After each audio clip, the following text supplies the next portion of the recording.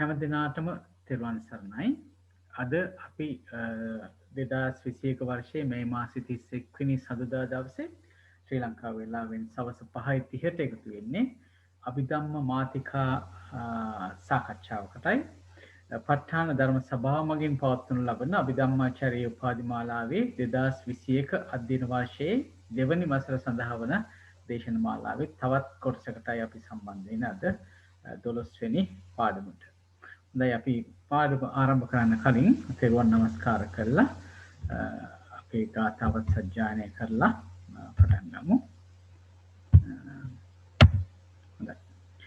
නමෝ තස්ස භගවතෝ අරහතෝ සම්මා සම්බුද්දස්ස නමෝ තස්ස භගවතෝ අරහතෝ සම්මා සම්බුද්දස්ස නමෝ තස්ස භගවතෝ අරහතෝ සම්මා සම්බුද්දස්ස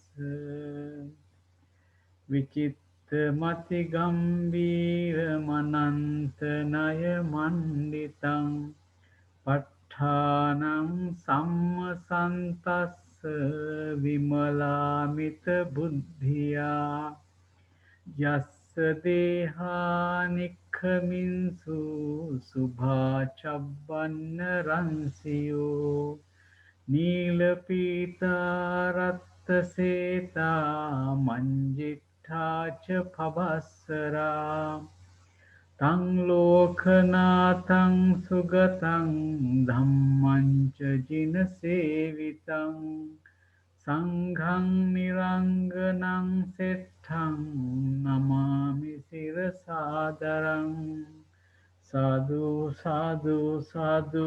හොඳයි, හැම දිනාටම නැවතවරක් තෙරුවන් සරණයි. අපිට අද කතා කරන්න තියෙන්නේ අභිධම්ම පිටකයේ ධම්මසංගණී ප්‍රකරණේ අභිධම්ම මාතිකා වල අඩංගු 17 වෙනි ත්‍රිකය. ඒ තමයි uppන්න ත්‍රිකය. මෙතනදිත් අපිට සුපුරුදු පරිදි දක්වලා තියෙනවා මේ පද තුනකින් දක්වලා තියෙනවා මේක ත්‍රිකය. ඒ තමයි uppannā ධම්මා, anuppannā ධම්මා, uppādinō ධම්මා කියලා. එතකොට නික්කේප කාණ්ඩයේ තියෙන 140 ඡේදය, 141 වෙනි ඡේදය සහ 142 වෙනි ඡේදය නික්කේප කාණ්ඩේ.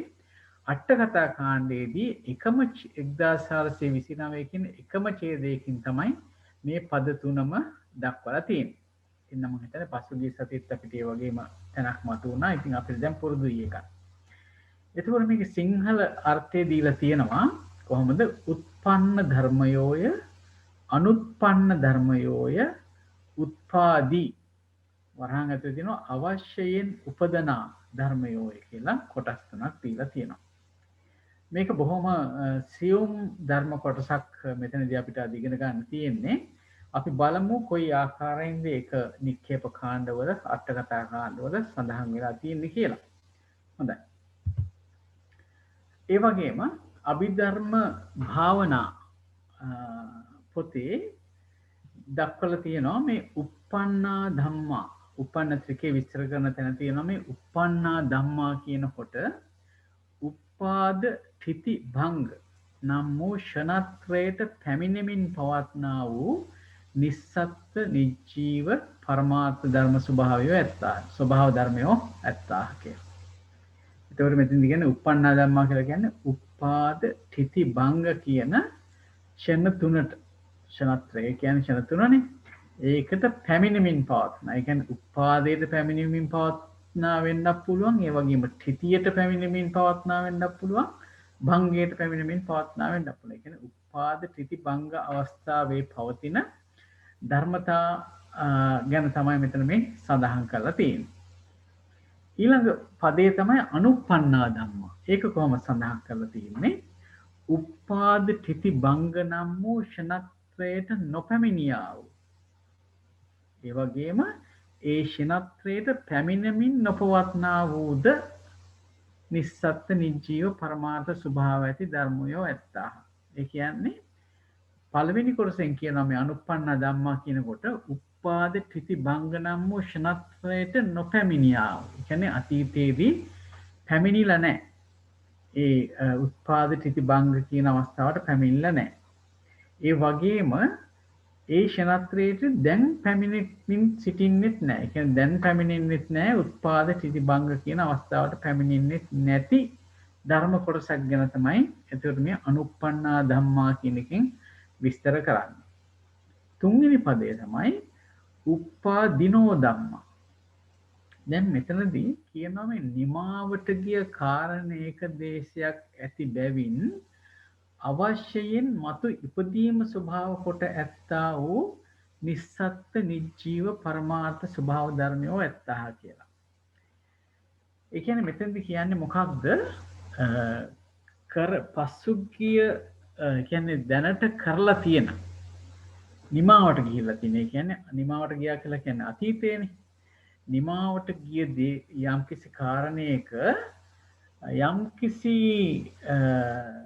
ශක්තියක් ඇති බැවින් නැත්නම් ඒක දේශයක් කියලා කියන්නේ කොටසක් කියන අර්ථයෙන්. හැබැයි මේක සාමාන්‍යයෙන් අපිට තේරුම් ගන්නකොට ගන්න වෙන්නේ කලින් කරන ලද දේක යම්කිසි හේතුවක් නිසා අනාගතේ අවශ්‍යයෙන් මතුවීම. ඒ කියන්නේ අපි කිව්වොත් එහෙම නියත වශයෙන් කියලා කියනවා. නියතම කියන්න බෑ. නමුත් ඇති වෙනවා නම් යම් අනාගතයේ යම් කිසි දෙයක් ඇති වෙනවා නම් ඒ ඇති වෙන්නෙම නිමාවට ගිය කාරණයක් නිසා. ඒ කියන්නේ අතීතයේ කරන ලද කරුණක් නිසා තමයි මේ මතු ඉපදීමේ ස්වභාවය ඇති වෙන්නේ.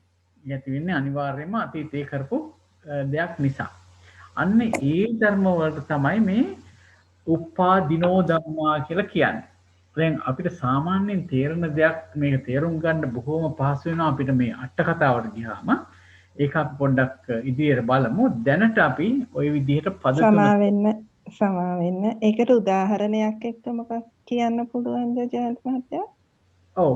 මෙතෙන්දී හුඟක් වෙලාවට මේ නිමාවට ගිය කාරණයක් කියලා කියන්නේ යම් කිසි කර්මයක් පෙර කළා නම් ඒකට විපාකයේ දෙන්නේ ඒ වෙලාවේ කර්මය කරන වෙලාවේ නෙවෙයි විපාකයේ දෙන්නේ. ඒ විපාකයේ දෙන්නේ පසු අවස්ථාවක.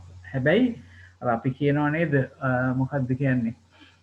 න අන්තලික්කේන සමුජ්ජ මජ්ජේ නපබ්බතානම් විවරම් භවිස්ස නවිච්චතිසෝ ජගතිප්පදේශෝ කියලා. ඒ කියන්නේ ඒ ගාථාවෙන් කියන්නේ යමෙක් කර්මයක් කරා නම් අහස්සේ ඉඳලා හෝ න අන්තලික්කේන සමුජ්ජ මජ්ජේ මුහුද මැද ඉඳලා හෝ නපබ්බතානම් විවරම් භවිස්ස පර්වතයක් අස්සේ ගුහාවක ඉඳලවත් ඒ කරපු කර්මයෙන් බේරෙන්න හම්බෙන්නේ නැහැ කියලා කියනවානේ.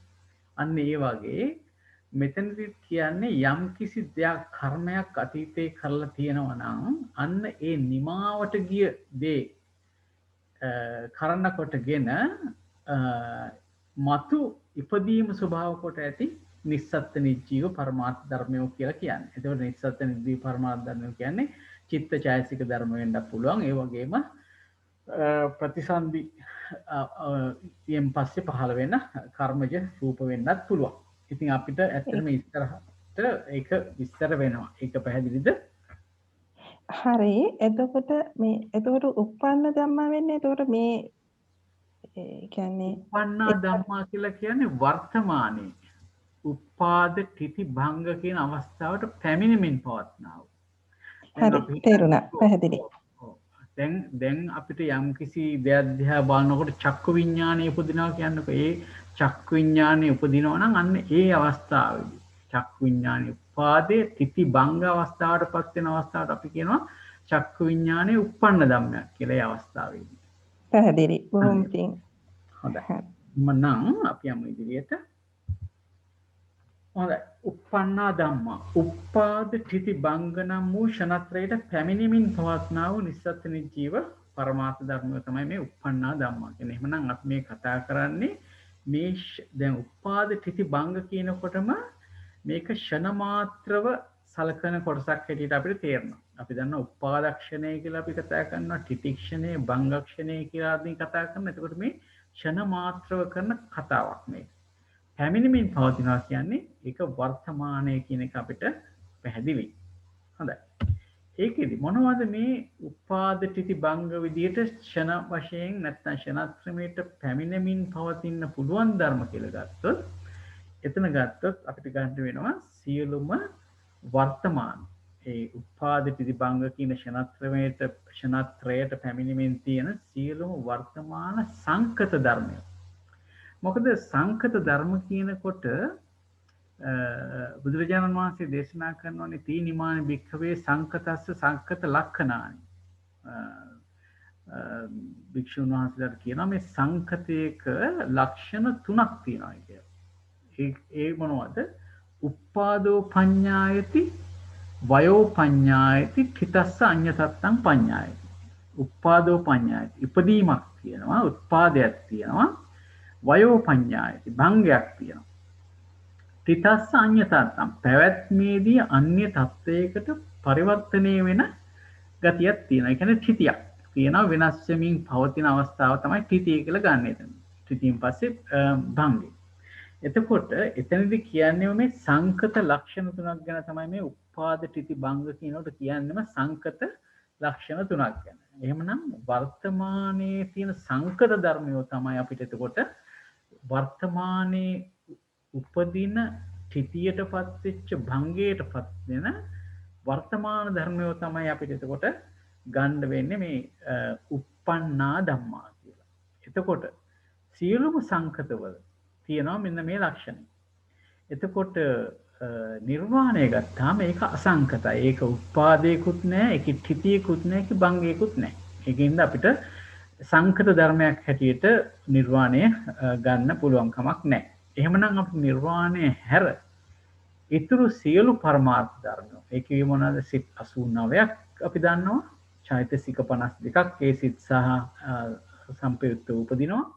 ඒ වගේම රූප 28ක් තියෙනවා. එහෙනම් එන්න ඒ ටික තමයි අපිට මෙතනදී මේ උපාද ත්‍ිති භංග නම් වූ ෂණත්‍රයට පැමිණෙමින් පවතිනවා කියන්නේ. හැබැයි ඒක ගන්නකොට ඒ සිත් ඒ අවස්ථාවේදී උපාද ත්‍ිති භංග කියන ෂණත්‍රයට පැමිණෙමින් තියෙන අවස්ථාව තමයි අපි ගන්න.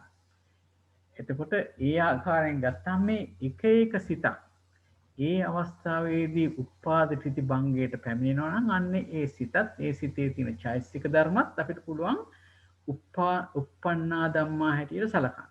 ඒ වගේම යම්කිසි රූපයක් තියෙනවා නම් උපාදයට පැමිණෙන, ඒ වගේම ත්‍ිති අවස්ථාවේ තියෙන, ඒ වගේම භංග අවස්ථාවේ තියෙන රූපයක් තියෙනවා නම් අපිට පුළුවන් ඒක uppannā dhamma හැටියට ගන්න. දැන් අපි දන්නවා දැන් රූප 28 ගත්තාම අවසානයේ තියෙනවා ලක්ෂණ රූප 4ක්. ලක්ෂණ රූප 4 තමයි උපචය, සන්තති, ජරතා, අනිච්චතා කියන රූප 4. එතකොට ඒ රූප 4 ගත්තොත් උපචය කියලා කියන්නේ හට ගැනීම. සන්තති කියලා කියන්නේ නැවත නැවත හට ගැනීම. එතකොට බලන්න මේ උපදින අවස්ථා දෙකක් ගැන තමයි එතන මේ උපචය සන්තති කියන එකකින් තේරුම් කරලා දෙන්නේ. යම් කිසි රූපයක් පළමුව උපදින අවස්ථාවේ අපි උපචය කියනවා. සන්තති කියලා කියනවා ඒක පරම්පරා වශයෙන් නැවත නැවත භංග වෙවි. නමුත් දැන් උදාහරණයක් ගත්තොත් කර්මජ රූප ගත්තොත් එහෙම. ඒකේ තියෙනවා කර්ම ශක්තිය නිසා නැවත නැවත ඉපදීමක් තියෙනවා, සන්තති වශයෙන් පැවැත්මක් තියෙනවානේ. අන්න එතකොට මේ උපචය සන්තති කියන කොටස් දෙකම ගන්න. එතකොට මේ උත්පාද අවස්ථාව නිරූපණය කරන ධර්මය හැටි නියෝජනය කරන ධර්මය හැටියට. එතකොට ජරතා කියනකොට ජරතා කියන්නේ ත්‍ිති අවස්ථාව. ජරාවට පත් වෙන අවස්ථාව ත්‍ිති අවස්ථාව. එතකොට අනිච්චතා කිව්වොත් භංග අවස්ථාව. එහෙමනම් ඒ රූප භංගයේ දක්වාම ත්‍ිති භංගාදී වූ නැත්නම් ජරතා අනිච්චතා කියන රූපත් මෙන්න මේ රූප 28ටම අයිති වෙනවා. මොකද ඒක උත්පාද ත්‍ිති භංග කියන දේ ත්‍ිති භංග කියන කොටසට ජරතා අනිච්චතා කියන දෙකත් ඇතුළත් වෙන හින්දා. හොඳයි. ඊළඟට අපි බැලුවොත් දැන් අපි දන්නවා උප්පන්න ත්‍රිකේ පළවෙනි පදේ අභිධර්යාර්ථ වෙන්නේ එතකොට සිත් 89යි චෛතසික 52යි රූප 28ක් තමයි උත්පාද ත්‍ිති භංග කියන ෂණත්‍රයට පැමිණෙමින් පවතින්න පුළුවන් ධර්ම. නිර්වාණය එහෙම බැරි බවත් අපි දැන් සාකච්ඡා කරා. ඊළඟට ගත්තොත් අනුප්පන්නා ධම්මා. අනුප්පන්නා ධම්මා කියේ මොනවද? උපාද ත්‍ිති භංග නම් වූ ෂණත්‍රයට නොපැමිණියා වූ. හරි. ඒ මේ උත්පාද ඨිති භංගච්ඡනයට නොපැමිණියා වූද ඒ ෂණත්‍රයට පැමිණෙමින් නොපවත්නා වූද. හරි. ඒ කියන්නේ මේ එහෙම පැමිණිලත් නැහැ. උත්පාද ඨිති භංග අවස්ථාවට පැමිණිලත් නැහැ. දැන් පැමිණීමෙන් පවතින්නේ නැති ධර්ම තමයි මේ නිස්සත්ත්‍ය නිජ්ජීව පරමාර්ථ ධර්මයේ වගේක් තියෙනවා. අන්න ඒවා තමයි අනුප්පන්නා ධම්මා කියලා කියන්නේ. එතකොට පොදුවේ ගත්තාම අතීතයේ උත්පාද ඨිති භංග අවස්ථාවට පැමිණිලත් නැහැ. දැන් ඒ වගේ ඒ ෂණත්‍රයට පැමිණීමෙන් පවතින්නේත් නැහැ. හොඳයි. අපි එතන ඒ විස්තරය ඔහොම තියලා අපි ඊළඟට යමු උප්පාදිනෝ ධම්මා කියන එකට. උප්පාදිනෝ ධම්මා කියන එක අපි නැවතත් කතා කරොත් නිමාවට ගිය කාරණේක දේශය. මේ වචනය තියෙන ඇත්තටම මේ භාවනා පොතෙන්නේ අපි ගත්ත මේ කාරණේක දේශයක් කියන එක. ඒකෙන් අපි තේරුම් ගත්තේ යම්කිසි නිමාවට ගිය කාරණේක කාරණයක් කරනකොට නැත්නම් ඒකින් යම්කිසි බලපෑමක් ඇති බැවින් අවශ්‍යයෙන්ම මතු ඉපදීම ස්වභාවය කොට ඇති නිස්සත්ත්‍ය නිජ්ජීව පරමාර්ථ ධර්මය. එතකොට ඒකෙදි කියනවා මෙතනත් මතු ඉපදීමේ ස්වභාවයක් ඇති ධර්ම කියලා තමයි මෙතනත් කියන්නේ. හැබැයි මේක අර කලින් අපි කෙටියෙන් කතා කරා වගේ අර ප්‍රශ්නෙට උත්තර දෙනකොට මේක අතීතයේ කරපු යම්කිසි අතීතයේ නිමාවට ගිය කරපු කියනට වඩා අපි හිතමු අතීතයේ සිදු වුණු අතීතයේදී විද්‍යාමාන වෙච්ච යම්කිසි කරුණක් නිසා අනාගතයේදී ඇති වෙන්න පුළුවන් ධර්මතාව ගැන තමයි මෙතන කියන්නේ. දැන් මේ පද දෙකම ගත්තොත් අනුප්පන්නා ධම්මා කියන තැනදීත් අපි කිව්වා මේ අතීතයේ උප්පාද ඨිති භංග විදිහට ඇති උනේ නැහැ. දැන් ෂණත්‍රමේට පැමිණීමේ පවතින්නේත් නැහැ. ඒ වගේ ධර්මයක් කියලා. ඒ කියන්නේ එහෙම යම්කිසි ධර්මයක් තියෙනවා නම් අතීතයේ ධර්ම තිබිලත් නැහැ. දැන් එහෙම ධර්ම පවතින්නේත් නැහැ. එහෙමනම් ඒ පවතිනවා නම් පවතින්න පුළුවන්නේ අනාගතයකින් හැඟීමක් අපිට එනවා. ඒ වගේම මේ උප්පාදිනෝ ධම්මා කියනකොට නිමාවට ගිය කාරණයක් හින්දා තමයි මතුවට මේ ධර්මතා මේ පරමාර්ථ ධර්මතා ඇති වෙන්නේ. ඒවට තමයි උප්පාදිනෝ ධම්මා කියලා කියන්නේ. එහෙමනම් අපිට දැන් මෙතනදී තේරෙන දෙයක් තමයි මේ පද දෙකෙන් කතා කරන්නේ අනාගතයේ ඇතිවිය හැකි ධර්ම ගැන තමයි මේ කතා කරන්නේ. හැබැයි ඒ අතීතේ නෙවෙයි සමාන අනාගතේ. අනාගතයේ ඇතිවිය හැකි ධර්ම ගැන තමයි කතා කරන්නේ. හැබැයි මෙතනදී ඒකේ බෙදීමක් ඇති කරලා තියෙනවා. කොටසක් අපිට සාමාන්‍ය වචනෙන් ගත්තොත් කියන්න පුළුවන් කර්මයේ ප්‍රත්‍ය වෙලා අනාගතයේ ඇති වෙන ධර්ම. ඒ තමයි උප්පාදිනෝ ධර්ම කියන්නේ. අනුප්පන්නා ධම්මා කියනකොට මොකද වෙනසක් තියෙන්නත් එපා නේද? එකම ගොඩට ඇතුළත් කරන්න බැරි හින්දා අපිට අනුප්පන්නා ධම්මා කියනකොට කතා කරන්න වෙන්නේ කර්මයෙන් ප්‍රත්‍යක් ලබන්නේ නැතුව අතීතයේ ෂණත්‍රයට පැමිණියේ නැති වර්තමානයේ ෂණත්‍රයට පැමිණීමෙන් පවතින්නෙත් නැති ධර්ම කියන එක ගැන අපිට අදහසක් ගන්න වෙනවා. අපි ඒක සරලව ගත්තොත් අපිට මෙන්න මේ අනුප්පන්නා ධම්මා උප්පාදිනෝ ධම්මා කියනකොට මෙන්න මේ ආකාරයෙන් අපිට ධර්මතා හම්බ වෙනවා. කර්ම ප්‍රත්‍යයෙන් තොර වූ ෂණත්‍රයට නොපැමිණියා වූද ඒ ෂණත්‍රයට පැමිණෙමින් නොපවත්නා වූද ධර්ම කියලා කියන්න වෙනවා. කර්ම ප්‍රත්‍යයෙන් තොරව. හරි? ඊට පස්සේ උප්පාදිනෝ කිව්වම කියන්න කර්ම ප්‍රත්‍යයෙන් මතු උපදින ධර්ම කියලා අපිට සඳහන් කරන්න වෙනවා. එතකොට අපිට පොදුවේ ගත්තම මේ දෙකම දැනට පහළ වෙලත් නැහැ. නැත්නම් දැනට ෂණත්‍රයට පැමිණිලත් නැහැ. පැමිණෙමින් පවතින්නෙත් නැහැ. හැබැයි ඒක එක කොටසක් තියෙනවා කර්ම ප්‍රත්‍යනුයි පහළ වෙන්නේ. නැත්නම් කර්ම ප්‍රත්‍යමුයි ඒවා ඇති වෙන්නේ. මතු ඉපදෙන්නේ. අනිත් කොටස තමයි කර්ම ප්‍රත්‍යයෙන් තොරව තමයි ඒ ධර්මතා අපිට හම්බ වෙන්නේ. මේ පිළිබඳව යම්කිසි ගැටලුවක් හෝ ප්‍රශ්නයක් තියෙනවද ඉදිරියට යන්න කලින්? මේ අනුපන්න කියන්නේ විපාක නෑ මේ උපාදිනෝ කියන්නේ විපාක අනුප්පන්න කියන්නේ අනිත් කුසල් අකුසල් ඒ වගේද? එහෙම සරලව හිතුවොත් කමක් නැහැ. හැබැයි කර්ම ප්‍රත්‍යයෙන් උපදිනවා කියන එක මම කලින් කිව්වා වගේ අපි රූප විපාක කියලා ගන්න නැහැනේ. අපි ගන්න චිත්තචෛතසික තමයි විපාක ධර්ම හැටියට ගන්නෙ. රූප අපි ගන්නවා කම්ම සමුත්ථාන කියලා නේ. එතකොට අන්න ඒ අර්ථයෙන් අපිට ගන්න පුළුවන් මේ කර්ම ප්‍රත්‍යයෙන් මත උපදින ධර්ම කියන එක. ඔබතුමිය කිව්වා වගේ ඉතුරු කොටස ගන්න පුළුවන් දැනට ක්ෂණත්‍රයට පැමිණිලත් නැති පැමිණෙමින් පවතින්නේ නැති අනිකුත් ධර්ම ටික අපිට එතෙන්දි ගන්න පුළුවන්. අර කිව්වා වගේ කුසල අකුසල ක්‍රියා ආදී වශයෙන්. අපි බලමු කොයි ආකාරයකද මේක අපි විස්තර කරගන්න ඕනේ කියලා. තව කාටද ප්‍රශ්නයක් මොකුත් තියෙනවද? සමාවෙන්නස කාරණේක දේශයක් කියන්නේ කර්මයක් කියලා ගන්න පුළුවන්ද? නිමාවට ගිය කාරණේක දේශයක් කියන එක මංගල මහත්තයාට අදහසක් තියෙනවද මේ වචනේ තේරුම කොහේ හරි සඳහන් වෙලා තියෙනවද මේ අටුවාවේ හරි විශේෂ සඳහනක් නම් දැක්කේ නැහැ. නමුත් අපිට මේ පළවෙනි වසරේ ඉක්වන්නගෙන යනකොට ඒක පෙර කරන ලද කර්මයක් කියලා ඉතින් කියන්න වෙනවා. ඒ ගැඹුරු අර්ථ තව ඉතින් ඉදිරියේදී ඉගෙන ගන්න ලැබෙයි. ඒත් ඒවා මේ වෙලාවේදී ගැඹුරු වැඩි. ඉතින් ඒ නිසා පෙර කරන මේ කලින් කරලා තියෙන තාම විපාක දීලා ඉවර නැති ඒ අනුව මතු විපාක දීමට අවස්ථාව තියෙන කියන අර්ථය ගත්තට කමක් නැහැ. ඔව් ඒ විදිහට අපි ගමු. මොකද ඒකදේශයක් කියලා කියන්නේ කොටසක් කියන අර්ථයෙන් තමයි සාමාන්‍ය ඒකදේශය කියලා කියන්නේ. කාරණේක දේශය කියනකොට කරන ලද දෙයකින් අර යම්කිසි ප්‍රත්‍යක් ලැබෙන බැවින් කියන වගේ අදහසක් තමයි මට නම් තේරුම් ගන්න පුළුවන් උනේ. කොහොම හරි අපි එහෙනම් ඉදිරියට යමු. හොඳයි. uppannā dhamma. මොනවද uppannā dhamma කියන්නේ? නික්කේප කාණ්ඩයේදී කියනවා කතමේ ධම්මා uppannā.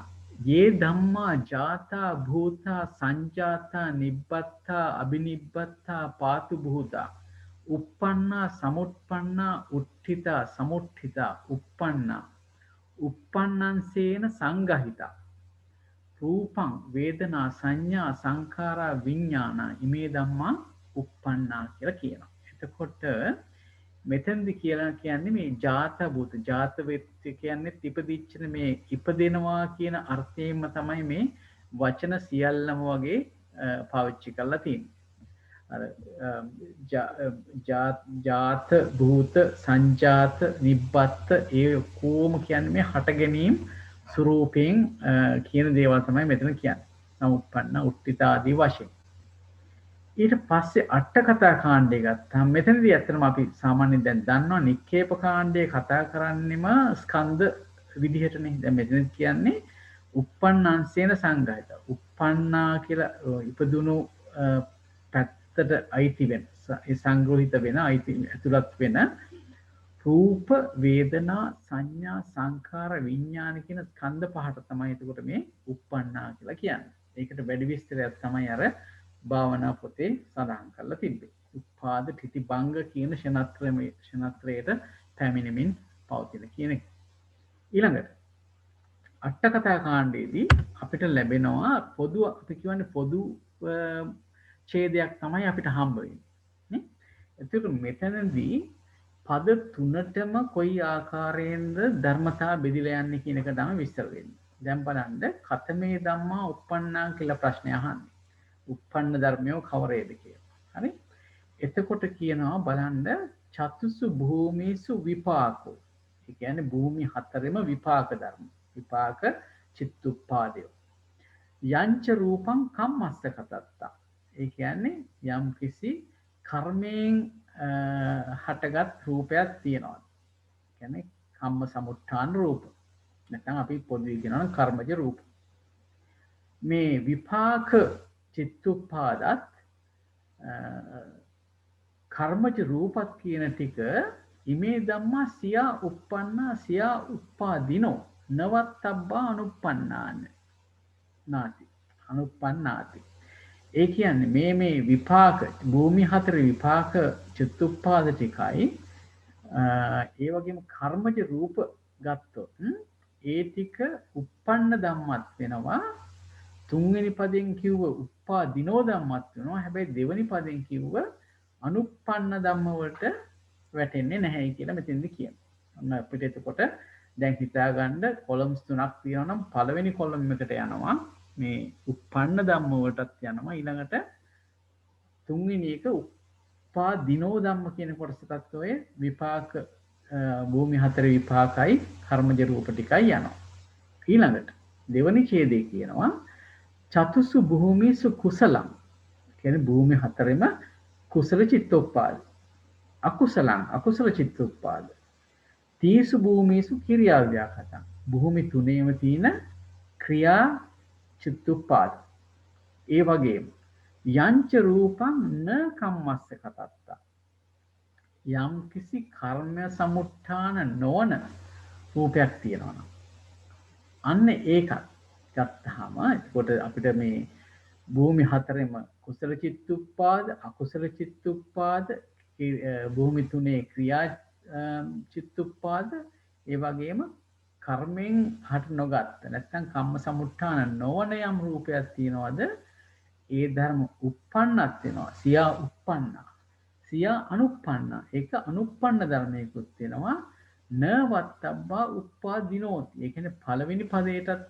යනවා ඒ ටික දෙවෙනි පදයටත් යනවා හැබැයි තුන්වෙනි පදයට යන්නේ නැහැ උප්පාදිනෝ කියන ගණයට යන්නේ නැහැ මොකද එතන තුන්වෙනි පදේ අපි කි උප්පාදිනෝ කිව්වේ පෙර කරන ලද දේක නිසා අනාගතයේ උපදින කියන කොටනේ එතකොට මේ කුසල් සිත් අකුසල් සිත් ක්‍රියා සිත් ඒ වගේම කර්මජ නොවන රූප ඒ ගණයට යන්නේ නැති බවට දැන් ටිකක් පැහැදිලි නේද ඊට පස්සේ අන්තිමට කියනවා නිබ්බාණං න වත්තබ්බං uppannantipi anuppannantipi uppadinottipi කියලා නිබ්බාණය කියන එක කොහොමවත් මේ ෂණත්‍රයට පැමිණෙන එකක් නෙවෙයිනේ නේද ඒ වගේම හටගන්න දෙයක්ුත් නෙවෙයි උපදින දෙයක්ුත් නෙවෙයි ඒක නේ ඒක අසංකතයි කියලා කියන්නෙම ඒක හට ගන්න ගතියක් පවතින ගතියක් වෙනස් වෙන ගතියක් වැය වෙන ගතියක් නැති හින්දා ඒකින්ද නිර්වාණය කියන එක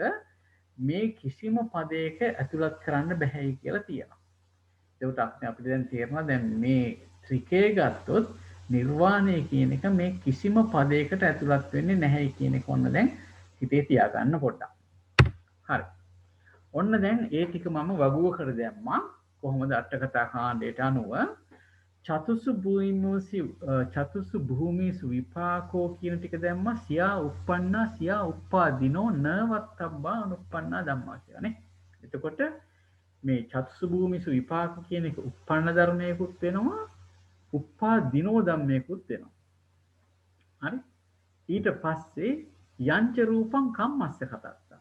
ඒකත් උප්පන්නා ධම්මයක් වෙනවා උප්පාදිනෝ ධම්මයක් වෙනවා හැබැයි මේ අනුප්පන්නා ධම්මා කියලා න වත්තබ්බා කියලා කිව්වා නේද ඔන්න පළවෙනි ඡේදයෙන් අපිට ඔන්න ඔය ටික ලැබුණා දෙවෙනි ඡේදයෙන් මොකද්ද කියන්නේ දෙවෙනි ඡේදයෙන් කියනවා චතුසු භූමිසු කුසලං අකුසලං තීසු භූමිසු ක්‍රියාවියකතං යංච රූපං න කම්මස්ස කතත්තා සියා උප්පන්නා සියා අනුප්පන්නා න වත්තබ්බා උප්පාදිනෝ ධම්මා කියලා මෙතන හිස් හරි ඊට පස්සේ කියනවා නිබ්බාණං කියන එක මේ කිසිම දෙයකට ඇතුළත් වෙන්නේ නැහැ කියලා. ඒ කියන්නේ නවත්තබ්බා 1 2 3 කියන එක නවත්තබ්බා උප්පන්නා අනුප්පන්නා උප්පාදිනෝ කියලා කිව්වනේ. උප්පාදිනෝති කියලා. එතකොට ඔය ආකාරයෙන් ගත්තාම අපිට මේ ටික තමයි මේ කොටස් තුනට බෙදා ගන්න වෙන්නේ. දැන් බලන්න උප්පන්නා ධම්මා කියනකොට කියන කොටස් ටික බලන්න. අපි ගත්තොත් අපි සාමාන්‍ය පුරුදු විදිහට යමු. මෙතන තියෙනවා කුසල සිත් තියෙනවා. භූමි හතරෙම තියෙන කුසල් සිත් තියෙනවා. අකුසල් සිත් තියෙනවා. හරි? එතකොට විපාක සිත් තියෙනවා භූමි හතරෙම. ඊට පස්සේ ක්‍රියා සිත් සේරම තියෙනවා. ඒ චෛතසික ධර්මත් එක්කයි චිත්තුප්පාද හැටියට අපි ගන්නවා. හරි? එතකොට බලන්න මෙතන සම්පූර්ණයෙන්ම සිත් 89ම තියෙනවා. දැන් විපාක කිව්වහම විපාක සිත් 36ක් තියෙනවානේ මෙතන. හරි? ඒකේ තියෙන ලැබෙන චෛතසිකත් එක්ක ඊළඟට කුසල කිව්වහම සිත් 21ක් කුසල් සිත් තියෙනවා. අකුසල් කිව්වහම අකුසල් සිත් 12ක් තියෙනවා. ක්‍රියා සිත් කිව්වම ක්‍රියා සිත් 20ක් තියෙනවා. ඒ චිත්තුප්පාද කියලා ගන්නකොට ඒ ක්‍රියා ඒ සිත්වල යෙදෙන චෛතසිකත් එක්කමයි අපි සලකන්නේ. එතකොට බලන්න ඒ කියන්නේ සිත් වශයෙන් ගත්තාම සිත් 89ම එතන තියෙනවා. ඒ වගේම දැන් යම් කිසි කම්ම සමුට්ඨාන නැත්නම් කර්මජ රූපයක් ඇද්ද කර්මජ නොවන රූපයක් ඇද්ද කියලා කිව්වහම සියලු රූප මෙතනට අන්තර්ගත වෙනවා. එහෙමනම් අපි අර කලින් කිව්වා වගේ මෙතන සිත් 89ක් චෛතසික 52ක් ඒ වගේම රූප 28ක් කියන සම්පූර්ණ නිර්වාණ ධාතුව හැර සියලු පරමාර්ථ ධර්මයන් මෙතන ඇතුළත් වෙලා තියෙනවා. නිර්වාණ ධාතුව හැර මොකද නිර්වාණය මේ එක පදයකටවත් ගැලපෙන්නේ නැති නිසා.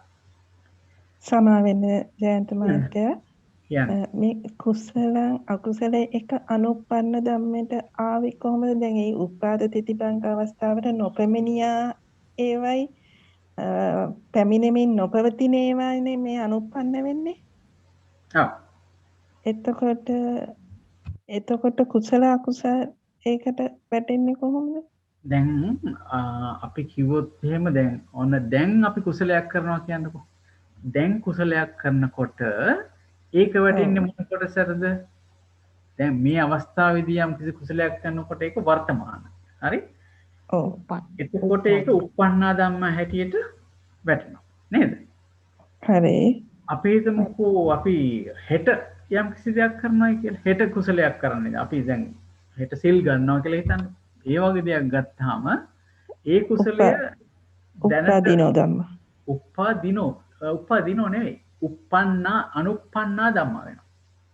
දෙවෙනි කොටසට යනවා. අනුප්පන්න ධම්ම. තාම ඒක ඉපදිලත් නැහැ. අතීතේ ඉපදිලත් නැහැ. දැනට උපදිනින් පවතින්නෙත් නැහැ. ඒක උපදින්නේ හෙටනේ. එතකොට ඒක අනුප්පන්නා ධම්මා. ඒක කර්මයකින්ුත් නෙවෙයි උපදින්නේ නේද?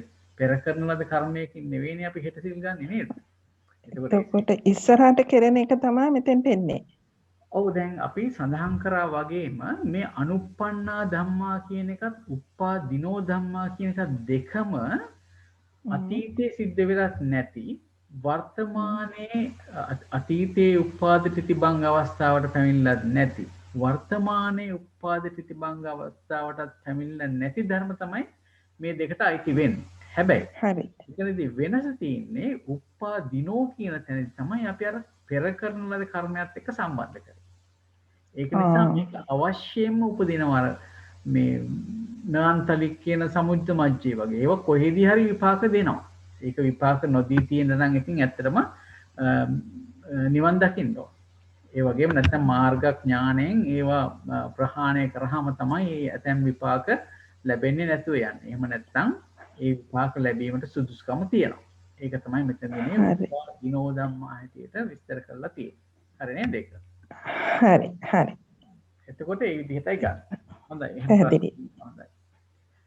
එතකොට දැන් බලන්න අනුප්පන්නා ධම්මා කියලා ගන්න. එතකොට මෙතෙන්දී ගත්තේ චතුස් භූමිසු කුසලං. ඒ කියන්නේ භූමි හතරේ කුසලයි, ඊට පස්සේ අකුසලයි, භූමි තුනේ තියෙන ක්‍රියා චිත්තුපාදයයි, ඊට පස්සේ කර්මජ නොවන නැත්නම් කම්ම සමුට්ඨාන නොවන රූප ටිකයි. එතකොට උප්පාදිනෝ ධම්මා කියලා කිව්වේ කලින් කරන ලද කර්මයක් නිසා ඉදිරියේදී ඇති වෙන්න පුළුවන් අවශ්‍යයෙන්ම කියලා කියන්නේ දැන් කර්මයක් කරනා එකෙන් ගැලවෙන්න බෑනේ. ගැලවෙන්න පුළුවන් එකම විදිහ තමයි මාර්ග ඥාන උපදවාගෙන ඒ මාර්ග ඥාන උපදවා ගන්නකෙම තමයි එකෙන් ගැලවෙන්න පුළුවන්කම තියෙන්නේ. ඉතින් එතකොට මේ විපාක ටික තියෙනවා. චතුස් භූමිසු භූමි හතරම විපාක. ඊට පස්සේ යංච රූපං කම්මස්ස කතත්ත. යම් කිසි රූපයක් තියෙනවා නම් කර්මජව ඒ ටික උප්පාදිනෝ වෙනවා. ඉතින් අපි මේක පොඩ්ඩක් විස්තර ඇතුව බැලුවොත් මොනවද මේ කියන ධර්ම කියලා. චතුස් භූමිසු විපාකෝ කියලා කිව්ව විපාක සිත් 36යි චෛතසික 38යි. මෙතනවත් ඒ කොටසම ලැබෙනවා අපිට. ඊළඟට යංච රූපං කම්මස්ස කතත්තා කිව්වොත් කර්මජ රූප. එතකොට ඒ කර්මජ රූප මේ දෙපැත්තටම අපි යොදලා තියෙනවා. ඊට පස්සේ චතුස් භූමිසු කුසලං කිව්වොත් කුසල් සිත් 21යි චෛතසික 38යි. ඊට පස්සේ අකුසලං කියලා කිව්වොත් අකුසල් සිත් 12යි චෛතසික 27යි. මෙතනත් ඒ විදිහටම තියෙනවා. තීසු භූමිසු ක්‍රියා ව්‍යකතං කිව්වොත් ක්‍රියා සිත් 20යි චෛතසික 35යි. ඒ ආකාරයෙන් අපිට මේ තැන් දෙකේදීම ලැබෙනවා යංච රූපං න කම්මස්ස කතත්ත. කර්මජ නොවන රූප කියන කොටස් ටික මේ දෙකටම uppannā ධම්ම හැටියට ලැබෙනවා, අනුප්පන්නා ධම්ම හැටියටත් ලැබෙනවා. නිර්වාණය මේකෙන් ත්‍රිකයෙන් පිටයි. හොඳයි. එතකොට දැන් අපිට පුළුවන් බොහොම පහසුවෙන් මේ uppannā ධම්මා කියන එක විසඳ ගන්න. මොකද මෙතනදී මේ සම්පූර්ණ ටික ගත්තාම අපි ඉස්සෙල්ලා කතා කරා වගේ මේ නිර්වාණ ධාතුව හැර ඉතුරු පරමාර්ථ ධර්ම සියල්ලම මෙතන තියෙනවා. එතකොට මොනවද අපිට ලැබෙන්නේ කියලා පොඩ්ඩක් බලමු. ඊට කලින් අපිට පොඩි පැහැදිලි කිරීම ගැනීමක් තියෙනවා මේ ත්‍රිකේ තේරුම් ගන්න. අපි පදවලට යන්න කලින් චුට්ටක් එක තේරුම් ගමු. මෙතන අපිට පැහැදිලි කරගන්න තියෙන තැනක් තමයි මේ යංච රූපං කම්මස්ස කතත්තා කියන එක යංච රූපං න කම්මස්ස කතත්තා කියන එක. ඒ කියන්නේ කර්ම සමුට්ඨාන නැත්නම් කර්මයෙන් හටගත් කර්මජ රූප මොනවද? කර්මජ නොවන රූප මොනවද කියන එක අපි පැහැදිලි කරලා දැනගන්න ඕනේ. දැන් අපි දන්නවා රූප කියනකොට අපි කියනවා චතු සමුට්ඨානික රූප කියලා. චතු සමුට්ඨානික රූප. ඒ කියන්නේ රූපේ ඇති වෙන්න ප්‍රත්‍ය හතරක් කියදෙනවා. රූපයට ප්‍රත්‍ය හතරක් කියදෙනවා. ඒ තමයි කර්ම, චිත්ත, ඍතු, ආහාර කියන ඒ ප්‍රත්‍ය ධර්ම. ඒතර කර්මය නිසා රූප හට ගන්නවා. කර්ම, චිත්ත, සිත නිසා චිත්තජ රූප වශයෙන් රූප හට ගන්නවා. ඊට පස්සේ කර්ම, චිත්ත, ඍතු. ඍතුව නිසා තේජෝ ධාතුව නිසා හට ගන්නවා රූප. ඊට පස්සේ ආහාර නිසා රූප හට ගන්නවා. මම හිතනවා අපි පළවෙනි වසරේ මේ ටික ඉගෙනගෙන තියෙනවායි කියලා. හොඳයි. අපි බලමු මොනවද ඒ කර්ම, චිත්ත, ඍතු, ආහාර නිසා ඇති වෙන රූප කියලා පොඩ්ඩක් හොයලා බලමු. මේක මොකද මේ ඉදිරියේදී මේ ත්‍රිකේත දැන් මේ පදේ ගන්නකොට එහෙම න කම්මස්ස කතත්තා කියන රූප ටික අපි දැනගෙන ඉන්න ඕන හින්දා. හොඳයි. යංච රූපං කම්මස්ස කතත්තා කියනකොට කර්මජ රූප ටික. ඔන්න මොනවද කර්මජ රූප ටික? කර්මය නිසා හටගන්න රූප. ඒ තමයි නිතරම කර්මජ රූප කියනකොට නැතුවම බැරි කොටසක් තියෙනවා. ඒ තමයි සුද්ධාෂ්ටකයයි ජීවිතේන්ද්‍රිය රූපයයි කියන රූප 9. සුද්ධාෂ්ටකය කියේ පඨවි, ආපෝ, තේජෝ, වායෝ, වර්ණ, ගන්ධ, රස, ඕජා කියන ඒ 8. ඒකට ජීවිතේන්ද්‍රිය රූපේ එකතු වුණාම තමයි ඒක කර්මජ වෙන්නේ. ඊට අමතරව අපි දන්නවා චක්කු දසක, සෝත දසක, භාව දසක ආදී වශයෙන් ගත්තාම ගාන දසක, ජීවා දසක ආදී වශයෙන් ගත්තාම මේ ප්‍රසාද රූප ටික ඊට අමතරව තියෙනවා. දැන් චක්කු දසකයේ කියන තැන අපි දන්නවා චක්කු ප්‍රසාද රූපය, සුද්ධාෂ්ටකය, ජීවිතේන්ද්‍රය. ගත්තාම මෙතන 10ක් හැදෙන්නේ එහෙමයි. ඉතින් අපි දැන් මෙතන දසක ගැන නෙවෙයි කතා කරන්නේ, එක එක රූප ගැන කතා කරන්නේ. එහෙමනම් අපි දන්නවා මෙන්න මේ රූප ටික තමයි කර්මජ රූප හැටියට එන්නේ. මොනවද? සුද්ධාෂ්ටකයයි. සුද්ධාෂ්ටකය කියනකොට ඒක අනියතයි. ඒ කියන්නේ සුද්ධාෂ්ටකය කියන එක හැම රූපයක් එක්කම ඇති වෙන දෙයක් නේද? ඒ කියන්නේ අනිත් රූප පිළිట్లా තියෙන සුද්ධාෂ්ටකයනේ. එතකොට සුද්ධාෂ්ටකයයි චක්කු ප්‍රසාද රූප, සෝත ප්‍රසාද රූප, ගාන ප්‍රසාද රූප, જીවහා ප්‍රසාද රූප, කාය ප්‍රසාද රූප කියන ඒ ප්‍රසාද රූප 5යි.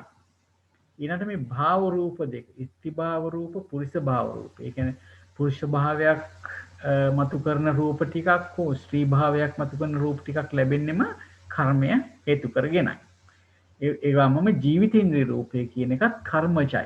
ඒකයි ගස්ගල් වලට ජීවිතේන්ද්‍රිය රූපයක් නැත්තේ. ඒක කර්මයෙන් හට ගන්න දෙයක්. ගහකට කිසිම රූපයක් කර්මයෙන් හටගන්නේ නැහැ.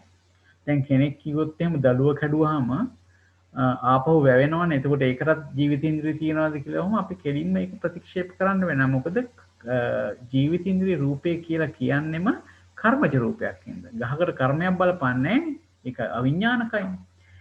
අවිඥානිකයි. ඒ වගේම මේ අසඤ්ඤ සප්ත රූපයකුත් නෙවෙයි නේ. එතකොට අපිට මේ ජීවිතේන්ද්‍රිය රූපය කියන එක ඒ ගස්ගල් වල ලැබෙන්නේ නැහැ. ඒකට මේක අනිවාර්යයෙන්ම කර්ම. ඒ ගස්ගල් වල තියෙන්නේ සුද්ධාෂ්ටකේ පමණයි නේ. සුද්ධාෂ්ටකය තමයි ගස්ගල් වල තියෙන්නේ. එතකොට ඊළඟට හදේවත් රූපය ගත්තාම ඒකත් කර්මජයි. ඒක කර්මජ පංචවෝකාරේ ඉපදෙන කෙනෙක්ගේ තියෙන දෙයක් තමයි මේ හදේ වස්තු රූපේ කියන එක. එතකොට ආකාශ රූපය කියලා කියන්නේ රූප කලාප වෙන් කරන රූපේ තමයි ආකාශ රූපය. ඒකත් කර්මජ හැටියට ගන්නවා. ඒක පොදු දෙයක්. ඒකත් අර සුද්ධාෂ්ටකයේ වගේ කලාප වෙන් කිරීම හේතු කරගෙනම අපි ඒක හැම ඍතුජ වලටත් ආහාරජ වලටත් චිත්තජ වලටත් අපි ආකාශ රූපය ඇතුළත් කරනවා. ඊට උපචේ රූපය කියන්නේ ඒ කියන්නේ උපදින ගතිය, ඒ කියන්නේ ඒක ලක්ෂණ රූපයක්. සම්පති රූපය කියන්නේ ඒ නැවත නැවතත් සම්පති වශයෙන් ඉපදීම කියන ලක්ෂණය තියෙන රූපේ හැටියට අපි ගන්නවා. එතකොට අපි කලින් උපජේ සම්පති ගත්තේ නැහැ කර්මජ රූපෙට. කලින් ගත්තේ නැද්ද? නෑ, මේ කියන්නේ ඉස්සර ඉගෙන ගත්තේ 18ක් කියලා. 18ක් කියලා නේද? සමහර තැන්වල 18ක් කියලාත් ඉගෙන ගන්නවා. සමහර තැන්වල 20ක් කියලාත් අපි ඉගෙන ගන්න අවස්ථා තියෙනවා. ඒ එක පරයයවල් වලින් කියනකොට ඒ විදිහට කියනවා. ඇත්තටම උපචේ සම්පති කියන රූප යන ඒ ඇත්තටම ඒක සාමාන්‍ය සමහරට මේ වගේ පන්තියකට අවශ්‍යත් නැති ඇති. නමුත් අපි පරමාර්ථ ධර්ම කියනකොට එක එක කෝණ වලින් කතා කරන මට්ටමක් තියෙනවා. දැන් මේවා ඇත්තටම ලක්ෂණ රූප. ඒ කියන්නේ පවත්නා රූපයක ලක්ෂණ තමයි මේ රූප උපචේ සම්පති කියන රූප.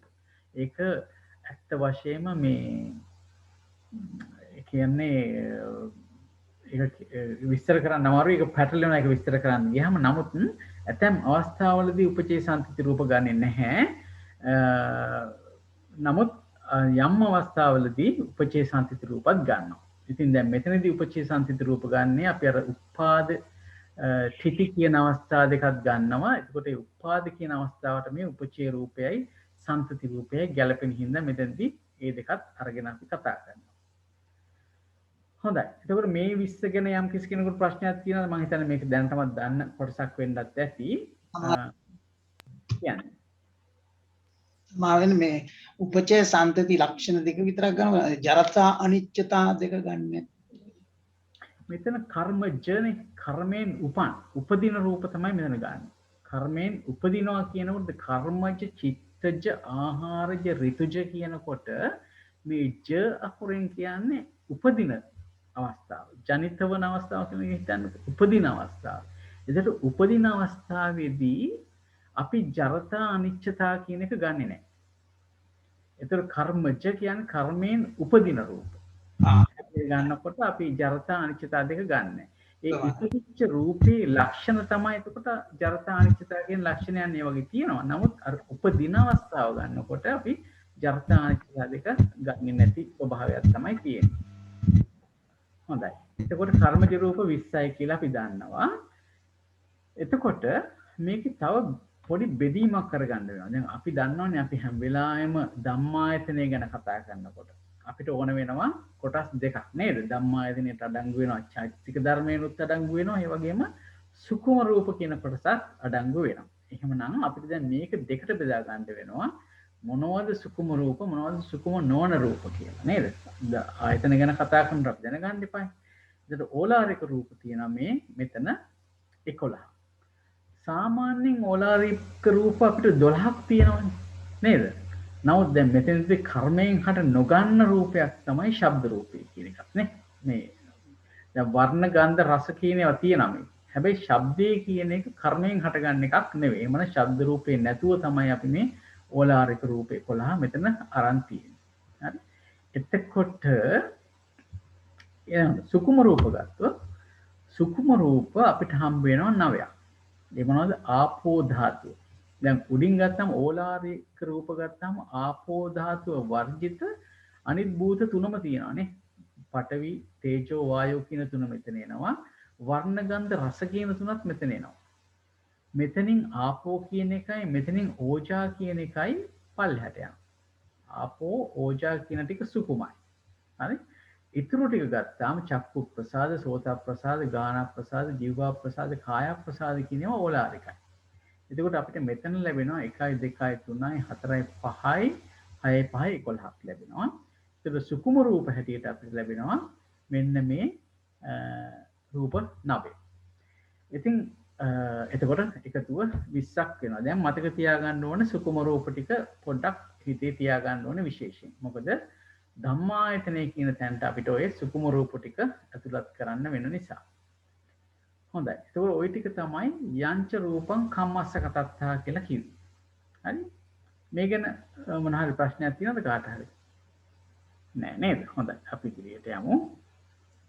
ඊළඟට චිත්තජ රූප. චිත්තජ රූප කිව්වහම සිත නිසා හට ගන්නා රූප. මොනවද? ශුද්ධාෂ්ටකේ. ශබ්ද රූපේ කියන එකත් සිතින් උපදවන්න පුළුවන්. අපි දන්නවා ශබ්ද රූපේ කියන එක ඍතුවම පුළුවන් නේ. දැන් ඔය යමක් ගැටෙනකොට නැත්නම් අපි හිතමුකෝ දැන් පුටුවක් පස්සට තල්ලු කරනකොට හරි නැත්නම් යම් කිසි දෙයක් බිමට වැටලා කැඩෙනකොට නැත්නම් වෙනත් ශබ්දයක් අපිට බාහිරින් ඇහෙන දොරක් වැහෙනකොට ජනේලයක් වැහෙනකොට අපිට ඇහෙන්නේ ඒ ශබ්ද සිතින් උපදිනව නෙවෙයි ඒවා ඍතුවෙන් උපදින. හුළඟ නිසා ආපෝ ධාතුව නිසා ජනේලයක් වැහෙනකොට සද්දයක් ඇහෙනවා. දොරක් වැහෙනකොට. ඒවා ඍතුවෙන් උපදවන ශබ්ද. යම් ගහකින් ගෙඩියක් වැටෙනකොට සද්දයක් ඇහෙනවා. විදුලි කොටනකොට සද්ද ඇහෙනවා නේද? ඒ වගේ හෙන පුපුරනකොට. ඒ වගේව ඔක්කොම ඍතුජ රූප. එතකොට මේ චිත්තජ රූපය එතකොට ශබ්ද රූපය කියන සිතිමුත් ඇති කරන්න පුළුවන්. දැන් අපි කතා කරනකොට ඇති කරන ශබ්දය එක සිතින් ඇති කරන ශබ්දයක්.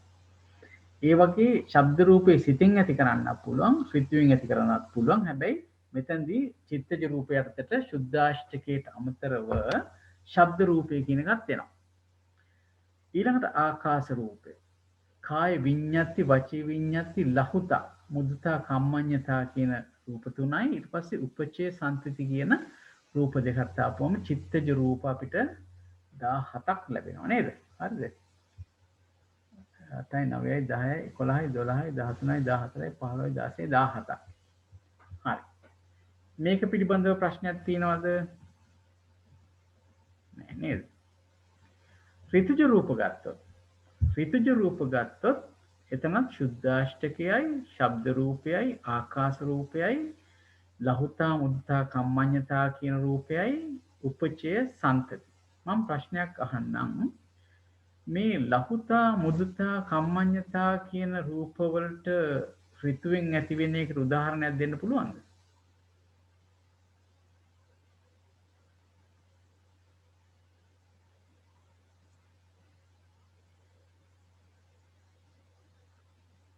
කාටද අවස්ථාව තියෙන්නේ? සැහැල්ලුව කියන්නේ උෂ්ණය වැඩි වෙනකොට ශරීරයේ උෂ්ණය. ඔව් හරි.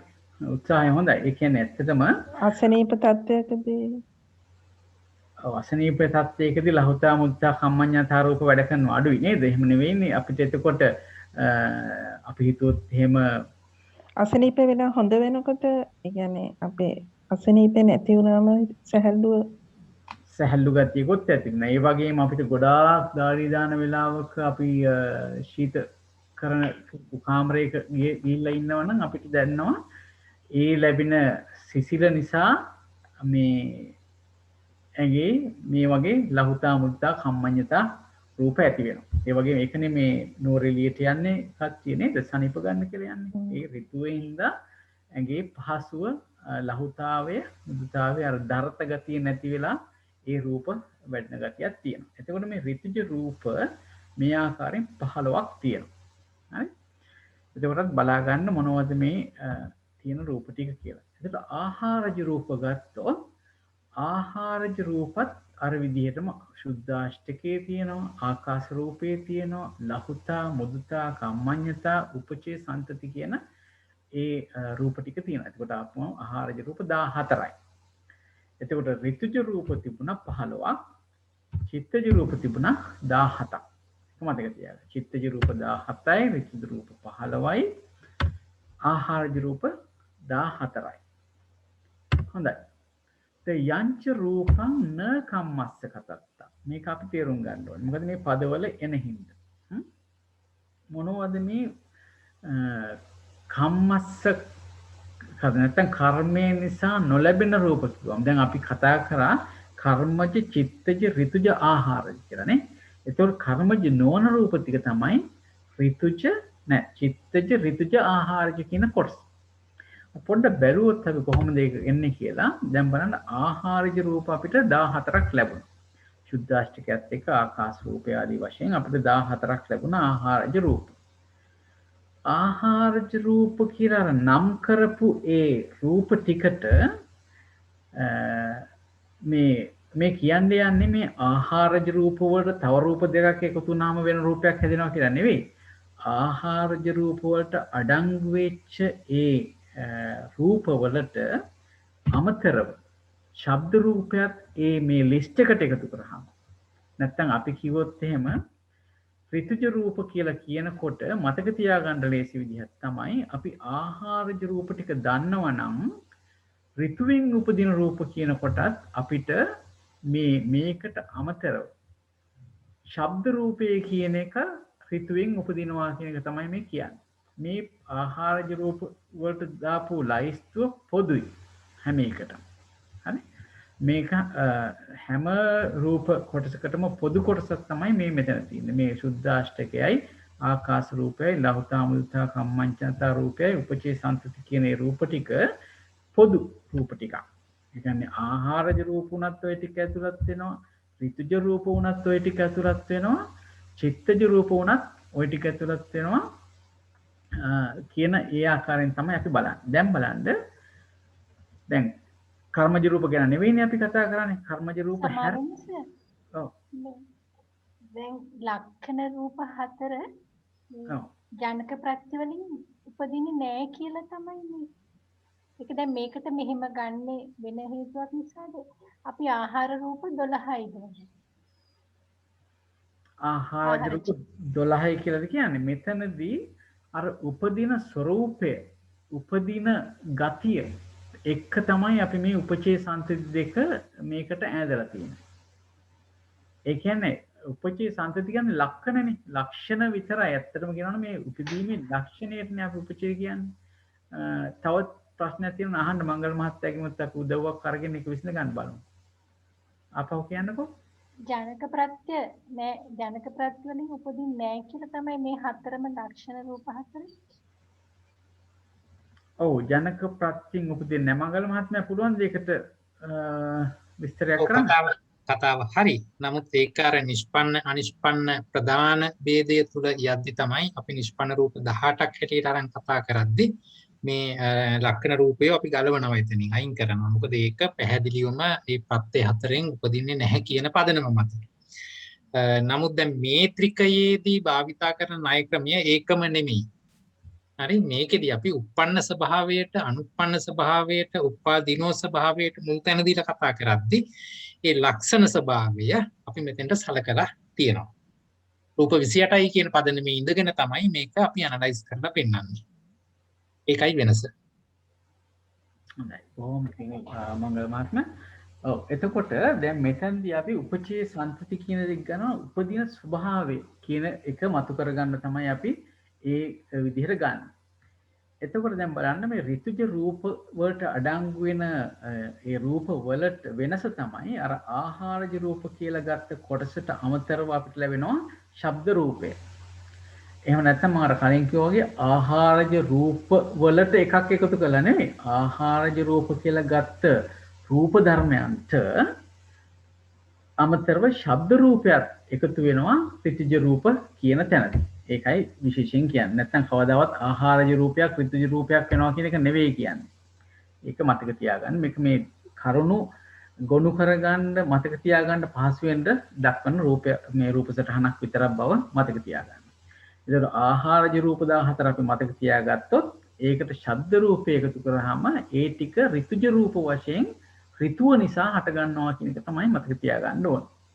ඊළඟට ගත්තාම මෙන්න මේ කොටසට ඔය දැන් ඍතුජ රූප 15 කියලා කතා කරපු කොටසට කාය විඤ්ඤාති වචී විඤ්ඤාති රූප දෙක එකතු කරාම ඒ ලැබෙන රූප ධර්මයෝ චිත්තජ රූප වශයෙන් අපිට ඇති වෙන්න පුළුවන්. ඒ කියන්නේ චිත්තජ රූප ගැන කතා කරනකොට අපිට කතා කරන්න පුළුවන් මේ පල්ලෙහින් පෙන්නන සුද්දාෂ්ටකයේ ඇතුලේ රූප 14යි ඒ වගේම ශබ්ද රූපයයි කාය විඤ්ඤාති රූප දෙකයි කාය විඤ්ඤාති වචී විඤ්ඤාති කියන රූප දෙකත් එකතු කරලා අපිට කියන්න පුළුවන් චිත්තජ රූප 17ක් තියෙනවා කියලා.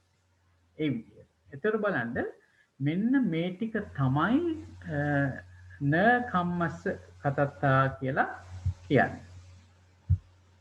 ඔව්. එතකොට දැන් එතකොට තේරෙනවා. එතකොට අපි දැන් මේ චිත්තජ රූප 17ට අයිති වෙන ධර්මයන් ටික පැත්තකට ගත්තොත් ඒ වගේම මෙතෙන්දී හැබැයි තව දෙයක් අපිට සඳහන් කරන්න වෙයි. අපි බලමු. හරි? මෙතෙන්දී න කම්මස්ස කතත්තා කියනකොට අර ඉස්සෙල්ලා මංගල මහත්තයා කිව්වා වගේ රූප 28ම සලකනකොට අපිට තේරෙනවා දැන් මේ චිත්තජ රූප කියන ලොකු කුලකයට තමයි ඔක්කොම මේ මෙතන මේ ආහාරජ රූප, ඍතුජ රූප, චිත්තජ රූප කියලා ගත්තාම කර්මජ රූප නොවන රූප ටිකක් නෙවෙයි අපි කතා කරේ. ආහාරජ රූප, ඍතුජ රූප, චිත්තජ රූප කියලා.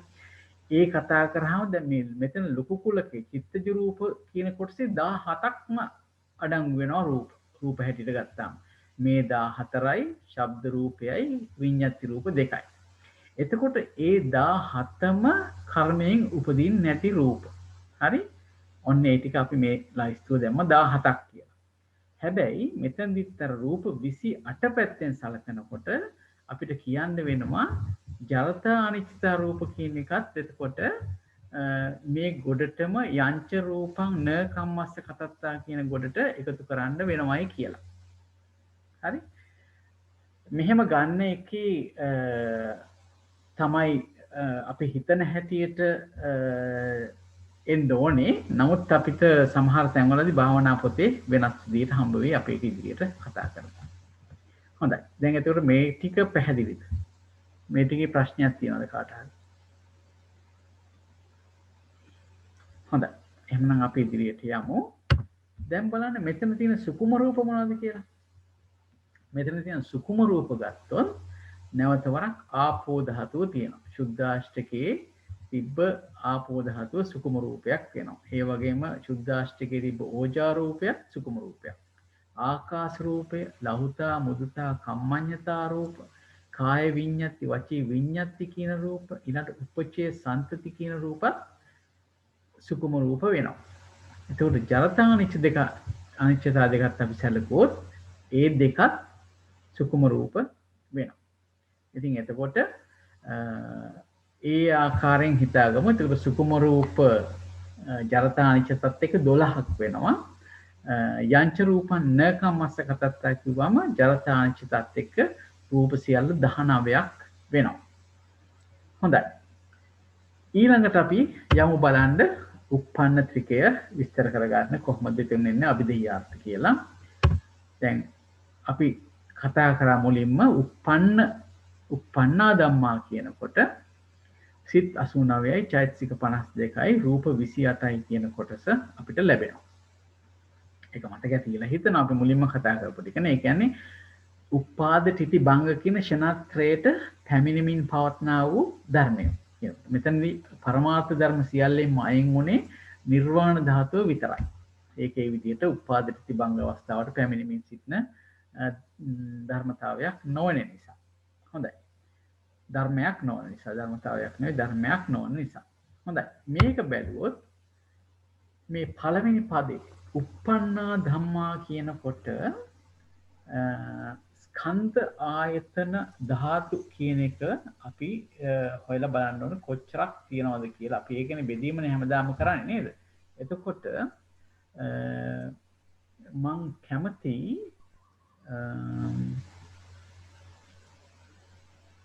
යොමු වෙන්න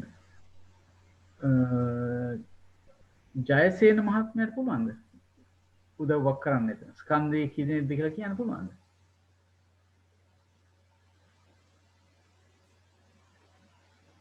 මම හිතන ඔබතුමා ඉන්නවා කියලා.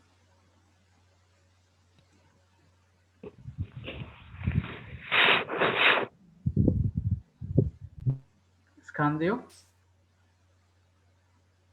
කීයක් තියෙනවද? සිත් 89යි චෛතසික 52යි රූප 28යි. හොඳයි. අපිට ඇහුන්නේ චතුරාංග මහත්මයා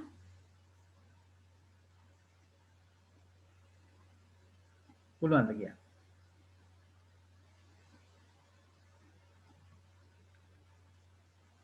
කන්ද පහම තියෙනවා. සමාවෙන්න කියන්න. ස්කන්ධ කී? ස්කන්ධ පහම තියෙනවා සර්. ඔව්. එතකොට ස්කන්ධ පහට මොනවද යන්නේ? රූප 28 රූපස්කන්ධය, ඔව්. මෙතන චෛතසික 52න් වේදනා චෛතසිකය වේදනාස්කන්ධය, ඔව්. සංඥා චෛතසිකය සංඥාස්කන්ධය, ඔව්. ඉතිරි චෛතසික 50 සංස්කාරස්කන්ධය, ඔව්. සිත් 89 විඤ්ඤාණස්කන්ධය. ඔව්. බොහොම හොඳයි. බොහොම හොඳයි. එතකොට ආයතනත් ඔබතුමාට කියන්න පුළුවන්ද ආයතන කීයක් තියෙනවද කියලා? ආයතනත් මෙතන ආයතන 12ම යෙදෙනවා. මේ දෙනවානේ. එතකොට අපි සාමාන්‍යයෙන් කියන විදිහට අපි කියනවා මේ රූප 28 තියෙන චක් කොහොමද අපි කියන්නේ? චක්කු ප්‍රසාද රූපය චක්කායතන ආදී වශයෙන් නේද? එහෙම. ඔව්. කියන්න පුළුවන් දේ ආයතන ටික. මම උත්සාහ කරන්න සර්. හොඳයි කියන්න. එතකොට රූප 28 එතන චක්කු ප්‍රසාද රූපය චක්කායතනයයි, ඔව්. සෝත ප්‍රසාද රූපය සෝතායතනයයි, ඔව්.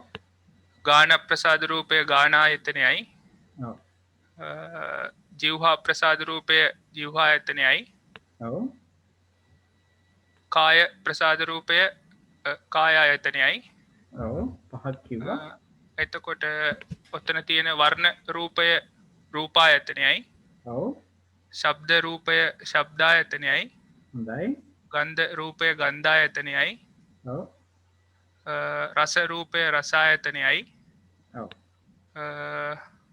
පඨවි තේජෝ වායෝ කියන භූතත්‍රයෙන් සමන්විත වූ පොට්ටබ්බ රූපය පොට්ටබ්බායතනයයි. ඔව්. අපි 10ක් කිව්වා. එතකොට චිත්ත 89 මන ආයතනයි. සිත් 89 මනායතනයයි. එතකොට ඉතිරි රූප ටිකයි චෛතසික රූප අතරින් 12ක් ගියාම 16ක් ඉතුරු වෙනවනේ. ඔව්. ඉතිරි සුකුම රූප 16යි චෛතසික 52යි ධම්මායතනයයි. ධම්මායතනය න බොහොම හොඳයි. එතකොට ධාතු කීයක් තියෙනවද කියන්නකෝ ඔබතුමා? ධාතු 18ම යෙදෙනවා සර්. ධාතු 18ම තියෙනවා නේද? ඒ කියන්නේ චක්කු සෝත ගාන ආදී වශයෙන් වූ ඒ ධාතු විඥාන එහෙමයි. විඥාන ධාතු කීයක් තියෙනවද? විඥාන ධාතු කීයක් තියෙනවද? විඥානයේ කී ධාතු කීයකට බෙදෙනවද මතකද? විඥානය මේ චක්කු විඥාන, සෝත විඥාන ඒ වගේ 5කටයි මනෝ විඥාන කියලා 6කට බෙදෙනවනේ. ඔව්. මනෝ ධාතු, මනෝ විඥාන ධාතු කියලා. ඔව්. නේද? හොඳයි. එහෙම. මම හිතනවා අදහසක් තියෙනවා තේරෙනවා කියලා. හොඳයි. සත්‍ය කොහොමද? සත්‍ය කී දෙනෙක් ඉන්නවද මෙතන? සත්‍යයොස නිර්වාණය ඇරුණහම සත්‍යයෝ 3 දෙනෙක් යෙදෙනවා නේද? ඔව්. එතකොට දුක්ඛ සත්‍යයට එන්නේ මොනවද? දුක්ඛ සත්‍යයට මෙතන එනවාස ලෞකික සිත් 81ක් එනවනේ. ඔව්. කයි චෛතසික ඒ සිත් එක්ක යෙදෙන චෛතසික 52යි. ඔව්. 52ම එනවද දුක්ඛ සත්‍යයට? නැහැ. සමුදය සත්‍යයට යෙදෙනවනේ ලෝභ චෛතසිකේ 51ක් එනවා. සමාන. එනවා. රූප 28මත් රූප 28ම යෙදෙනවා. රූප 28ම නේද? දැන් දුක්ඛ සත්‍යයට එනවා. ඒතර සමුදය සත්‍ය උනේ? සමුදය සත්‍ය උනේ චෛතසික 52 යෙදෙන ලෝභ චෛතසිකේ. ලෝභ චෛතසිකේ සමුදය සත්‍ය. එතකොට නිරෝධ සත්‍ය තියනවද මෙතන? නිරෝධ සත්‍ය නැහැ මේ. සත්‍ය නැහැ. මාර්ග සත්‍ය? මාර්ග සත්‍යයට යෙදෙන්නේ මාර්ග සිත් 4 යෙදෙන සම්මා දිට්ටි සම්මා සංකප්ප සම්මා වාචා ඒ සම්මා කම්මන්ත සම්මා ආජීව සම්මා වායාම සම්මා සති සම්මා සමාධි කියන අට දෙන එකන සෝවාන් මාර්ග සිතත් එක්ක අට දෙන එක්වරක් යෙදෙනවා සත් දෙන සතර වරක් යෙදෙනවා ඒ ආකාරයෙන් සෝවාන් සකදාගාමි අනාගාමී අරිහත් කියන ඒ සිත් හතරත් එක්කම අට බැගින් එක්වරක් යෙදෙනවා සත බැගින් සතවරක් යෙදෙනවා ධ්‍යාන බේදයෙන් ගත්තාම ධ්‍යාන බේදයෙන් ගත්තාම එතකොට මේ සත්‍ය විනිර්මුක්ත යමක් මෙතන තියනවාද? එහෙමයි. ඔව් සත්‍ය විනිර්මුක්ත වෙනවා මේ ඒ මාර්ග සිත්වල යෙදෙන මේ අපි මාර්ග සත්‍යයට නොවැටිච්ච ඉතුරු චෛතසික ධර්ම ටිකයි. ඒ කියන්නේ එතන යෙදෙනවා 36න් 8ක් ගියාම 28යි සිතයි 29ක් යෙදෙනවා. එතන මාර්ග සිත් එක්ක චිත්තුප්පාද එතන පලසිත්වල චෛතසික 36මයි සිතයි එකක් විදිහට අරගෙන 37ක් යෙදෙනවා සත්‍ය විනිර්මුක්ත වෙනවා. සත්‍ය විනිර්මුක්ත වෙනවා. බොහොම හොඳයි. බොහොම හොඳයි. හොඳයි. ඒ විදිහට තමයි අත්‍තරම කියන්නේ. එතකොට සත්‍යෝ තියෙන්නේ තුන් දෙනයි නේද? ස්කන්ධයෝ 5යි ආයතන 12යි ධාතු 18යි සත්‍යෝ තුනක් හැටියට තමයි අපිට ලැබෙන්නේ. බොහොම හොඳයි. එහෙමයි. හරි. බොහොම හොඳයි. බොහොම තෙරුවන් සරණයි. අපි යමු ඊළඟ පදයට. බොහොම හොඳයි. අනුප්පන්නා ධම්මා. එතකොට දැන් අපි අනුප්පන්නා ධම්මා කියන එක අපි කොහොමද විස්තර වෙන්නේ? යේ ධම්මා අජාතා අභූතා අසඤ්ඤජාතා අනිබ්බත්තා සමාන අනිබ්බත්තා අනබිනිබ්බත්තා අපාත භූත අනුප්පන්න අසමුප්පන්න අනුට්ඨිත අසමුට්ඨිත අනුප්පන්න අනුප්පන්නං සේන සංගහිත රූපං වේදනා සංඥා සංඛාරා විඥානං මේ ධම්මා අනුප්පන්න. අපි කලින් කිව්වා වගේම අර උපාද තිති භංග කියන අවස්ථාවට නොපැමිණියා වූ නේ. ඒ කියන්නේ ඒ කියන්නේ ඉපදිලා නැහැ. අජාත කියලා කියන්නේ ඉපදිලා නැහැ. අභූත කියන්නේත් එහෙම. ඒ ආකාරයෙන් අපි අර කලින් සඳහන් කරා වගේම ගන්නවා. අට කතා කාණ්ඩය ගත්තාම අර එකම අට කතා කාණ්ඩයේ පදයක් තමයි අපිට තියෙන 1429 වෙනි ඡේදය.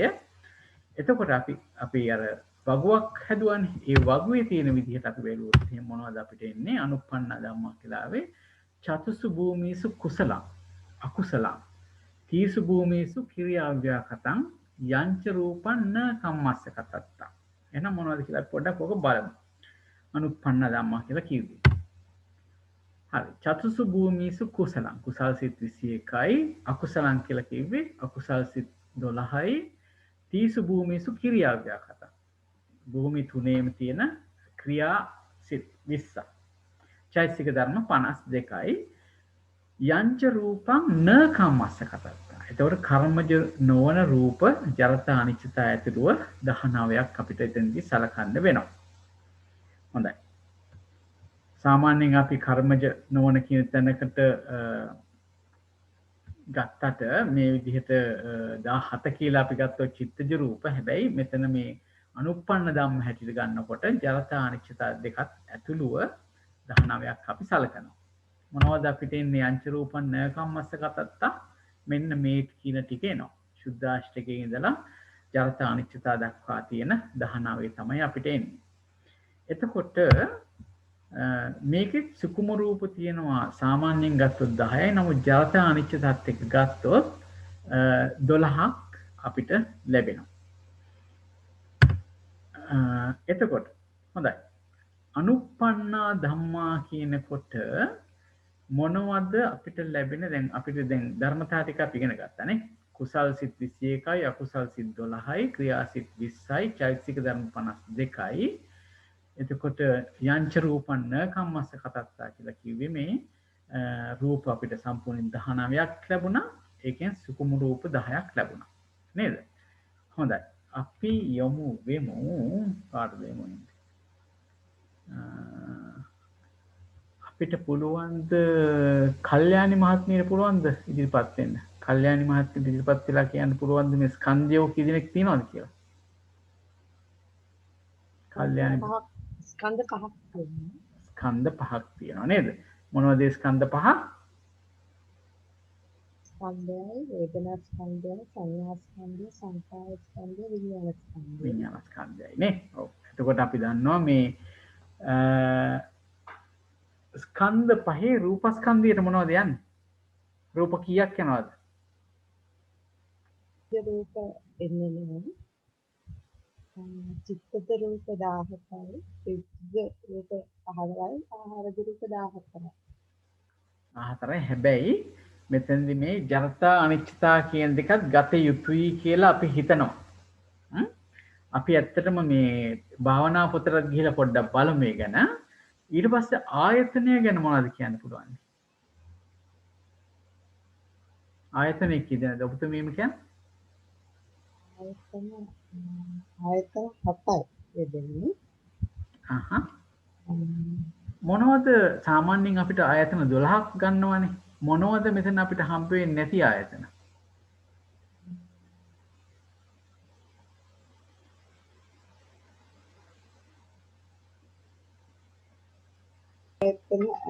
ප්‍රසාද රූප පහේ තියෙන ආයතන වැඩෙන්නේ. ආම හම්බ වෙන්නේ නැහැ නේද? ඒ කියන්නේ චක්ඛායතන, සෝතායතන, ගහන ආයතන, ජීවහායතන, කාය ආයතන. කාය ආයතන කියන පහම හම්බ වෙන්නේ නැහැ නේද? ඔව්. එතකොට අපිට ලැබෙන්නේ කී දෙකද? රූප ආයතනයයි, ශබ්ද ආයතනයයි, ගන්ධ ආයතනයයි, රස ආයතනයයි, පොට්ටබ්බ ආයතනය වැඩෙන්නේ. වෙන මන ආයතනයට යනවා සිත් කුසල් සිත් 21යි, අකුසල් සිත් 12යි, ක්‍රියා සිත් 30යි. නායතනයට යනවා. චෛතසික 52යි. සුකුම රූප එතකොට සුකුම රූප 10යි. 10යි. හැබැයි අපිට මෙතනදී අනුප්පන්න ධම්ම පංචතාත් එක්ක 12යි. 12ක් යනවා නේද? හොඳයි. ඒක 12ක් ධම්මායතනෙ වෙනවා නේද? එතකොට ධාතු කීයක් තියෙනවද? ධාතු 8යි ධාතු තියෙන්නේ. මොනවද ඒ ධාතු 8? ප්‍රසාද රූප පහට එන ධාතු පහ එන්නේ. ඔව්. ඊපස්සේ රූප ධාතුවයි, ශබ්ද ධාතුවයි, ගන්ධ ධාතුවයි, රස ධාතුවයි, පොට්ටබ්බ ධාතුවයි වෙනවා. ඊළඟට මනෝ ධාතුවට එනවා පංචද්වාරජ්ජන සිතයි, සම්පටිච්ඡන සිත් දෙකයි වෙනවා. සම්පටිච්ඡන සිත් දෙක එන්නේ මේ විපාක නිසා. ඔව්. ඊට පස්සේ මනෝ විඥාන ධාතුවට එනවා. ඔව්. එතකොට මෙතන අපි ධාතු 18න් එන්නේ නැති ටික පොඩ්ඩක් මතක් කරගත්තොත් මොනවද අපිට එන්නේ නැති ධාතු මෙතනට එනකොට? එන්නේ ප්‍රසාද රූප පහට තියෙන ධාතු පහ වෙන්නේ නේද? හරි. වෙන ඊට පස්සේ විඥාන ධාතු ටික එන්නේ. විඥාන ධාතු කීයක් එන්නේ නැද්ද? පහම එන්නේ නේද? ඔව් ඒ පහම එන්නේ. ඔව් එතකොට 10ක් එන්නේ නේද? ඔව්. හරි. චෛතසික 52යි, සුකුම රූප 12යි. හරි. ධම්ම ධාතු. හරි. හරි. ධම්ම ධාතුවට යන ටික නේද? හොඳයි. කොහොම හොඳයි. සත්‍ය කීයක්ද එතකොට? සත්‍ය එතකොට සත්‍ය තුනක් වෙනවා. දුක්ඛ සත්‍යයි, සමුදය සත්‍යයි, මාර්ග සත්‍යයි වෙනවා. ඔව්. නිරෝධ සත්‍ය නෑ මෙතන නේද? ඔව් නිරෝධ සත්‍ය. නිර්වාණය නෑනේ. හරි. එතකොට දුක්ඛ සත්‍යයට අයිති වෙන්නේ මොනවද? දුක්ඛ සත්‍යයට අයිති වෙන්නේ මේ සිත් වලින් ලෞකික සිත්, ලෞකික කුසල් සිත් ටිකයි. ලෞකික කුසල් සිත් කීයක්ද? 17ක් වෙනවා. හරි. අකුසල් සිත් 12 වෙනවා. ක්‍රියා සිත් 30යි. ඔව්. චෛතසික වලින් ලෝභය හැර චෛතසික 51යි. ඒක තමයි දුක්ඛ සත්‍ය වෙන්නේ. රූප ටිකක් වෙනවානේ.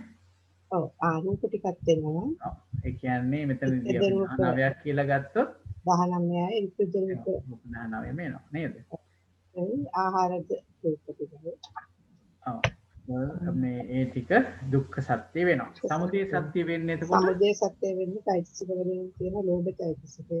ලෝභ චෛතසිකය. හරි. එතකොට මාර්ග සත්‍ය වෙන්නේ මාර්ග සත්‍යයට එන්නේ සෝවාන් ආදී මාර්ගාංග 8 සෝවාන් මාර්ග සිතේ තියෙන මාර්ග සම්මාදිට්ඨිය ආදී මාර්ගාංග 8 ප්‍රථම ධ්‍යාන වශයෙන් 8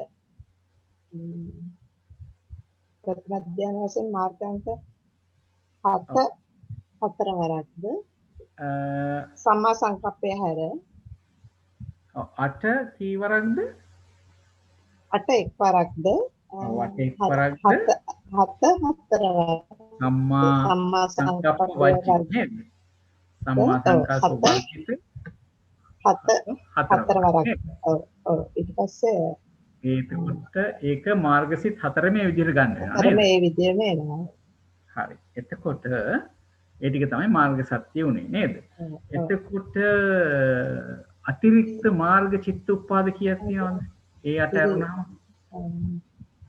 මාර්ගසිත 4 දෙන චෛතසික 36 මාර්ගාංග 8 අඩු කරාම 28ක් වෙනවා 28ක් වෙනවා ඒක සිත එක්ක 29ක් වෙනවා මාර්ගසිත උපාද ඒක මොකද වෙන්නේ ඒක සත්‍ය විනිමුක්තයි ඒක සත්‍ය විනිමුක්තයි නේ කොහොම හොඳයි එතකොට ඒ ආකාරයෙන් තමයි අපි විසඳ ගන්න ඕනේ හොඳයි අපි ඇත්තටම පොඩ්ඩක් භාවනා සමා වෙන්න මාත්‍යා පොඩි ප්‍රශ්නයක් අහන්න පුළුවන්ද ශුද්ධාෂ්ටකය කර්මජ නොවන රූප වලට ගත්තේ ශුද්ධාෂ්ටක කර්මයනොත් ඔව් ශුද්ධාෂ්ටකය කියන එක මෙහෙමයි දැන් ශුද්ධාෂ්ටකේ නැති රූපයක් අපිට හොයාගන්න බෑනේ නේද අවිනිබ්බෝග ඔව් දැන් අවිනිබ්බෝග රූපය කියලා කියන්නේ බෙදන්න බැරි රූප 8ක් තමයි එතන තියෙන්නේ එතකොට අපි සාමාන්‍ය රූපය කියලා ගන්නකොට කතා කරනවා කොහොමද කතා කරන්නේ ඔව් දැන් ශුද්ධාෂ්ටකයේ කර්මජ වලටත් එනවා නේද ඔව් එතකොට කර්මජ නොවන රූප 17ට ශුද්ධාෂ්ටකයේ ගත්තු හින්දා මම ඇහුවේ ශුද්ධාෂ්ටකයේ කර්මජ රූපයක්කුත් වෙනවනේ ඔව් ඒ කර්මයෙන් උපදින රූප වලදී ඉපදුනාම ඒක කර්මජ වෙනවා හරි ඍතුවෙන් ඉපදුනාම ඒක ඍතුජ වෙනවා ඒවා මේ එකම රූපයකට නෙවෙයි ඔය කර්මජ කියන්නේ චිත්තජ කියන්නේ ඒවා වෙන වෙනම උපදින රූප දැන් අපි ගත්තොත් එහෙම චක්කු දසකය ගත්තොත් චක්කු ප්‍රසාද රූපයත් එක්ක ගන්න චක්කු දසකය ගත්තාම ඒක කර්මය නිසා තමයි මේ දශකයම ඇති වෙලා තියෙන්නේ හරි එතකොට අපි ගත්තොත් එහෙම ඍතුව නිසා යම් කිසි රූපයක් ඇති වෙනවා නම් රූපේ කියනකොටම අපි කියන්නේ කොහොමද කියන්නේ මහා භූත 4යි මහා භූත 4ත් එක්ක උපදින උපාදාය රූපයි තමයි රූප කියලා කියන්නේ. එතකොට යම් කිසි රූපයක් ගැන කතා කරනවා නම් මහා භූත 4 එතන තියෙන්නම ඕනේ. ඒක හැදෙන ප්‍රත්‍ය මොකද්ද කියන එක වෙනම බලන්න ඕනේ. කර්මය නිසාත් මහා භූත ඇති වෙනවා. ඍතුව නිසාත් ආහාර නිසාත් මේ රූපය කියලා කොහේ හරි ගන්නවා නම් එතන බේස් එක නැත්තම් පදනම වෙන්නෙම මහා භූත 4. මහා භූත 4න් තොරව රූපයක් තියෙන්නේ නැහැ. එතකොට හැබැයි තව එකක් තියෙනවා. මහා භූත 4ට බෑ අර අනිත් වර්ණ ගන්ධ රස ඕජා කියන රූප වලින් තොරව ජීවත් වෙනා නෙවෙයි පවතින්නත් බෑ. ඒකයි අපි අවිනිබ්බෝග කියලා ගන්න. එහෙමනම් මේ ඍතුවෙන් යම් කිසි රූපයක් ඇති වුණත් කර්මයෙන් ඇති වුණත් ආහාරයෙන් ඇති වුණත් සිතෙන් ඇති වුණත් අර ශුද්ධාෂ්ටකයත් එක්කම තමයි අනිත් පරිවාර රූප ටික ඇති වෙන්නේ. හරි ගන්න වෙන්නේ. ඒ කියන්නේ මේ ශුද්ධාෂ්ටකය කියන එක හැම එකකටම පොදු ධර්මතාවය. පොදුයි. ඔව් පොදුයි. ඒ කියන්නේ යම් කිසි රූපයක් ඇති වෙනවා නම් එතන ශුද්ධාෂ්ටකේ තියෙනවා. කර්මේනොත් ඒක එනවා. ඉතින් මම ඇහුවේ අර කර්මය නොවන රූප කියලා කොටසට ආපු නිසා. හරි පැහැදිලි. ඒකාන්ත කර්මජ රූපයක් නෙවෙයි. අපි ඒ වචනේ දාමු. ඔව් ඒකාන්ත කර්මජවත් ඒකාන්ත චිත්තජවත් එහෙම ගන්න බෑ. මේක ඒ උපදින අවස්ථාව අනුව උපදින රූපයක්. හරි. පැහැදිලි. හරි. හොඳයි. එතකොට අපිට දැන් ඒ විදිහට අපි දැන් මේ ටික විසඳ ගත්තා නේ. අපි පොඩ්ඩක් භාවනා පොතට ගිහිල්ලා බලමු. කොයි ආකාරයෙන්ද අපි මේ ධර්මතා ටික ඉගෙන ගන්න කියලා.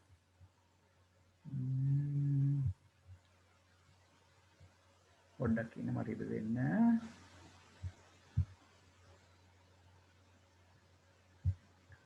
භාවනා චුට්ටක් ඉන්න. චුට්ටක් ඉන්නවා හොයාගන්න. භාවනා.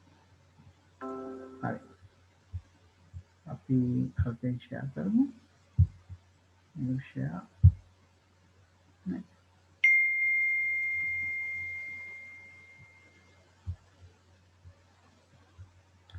පොඩ්ඩක් ඉන්න මට මේ තැන හොයාගන්න බැරුව ඉන්නේ. චුට්ටක් ඉන්න. භාවනා.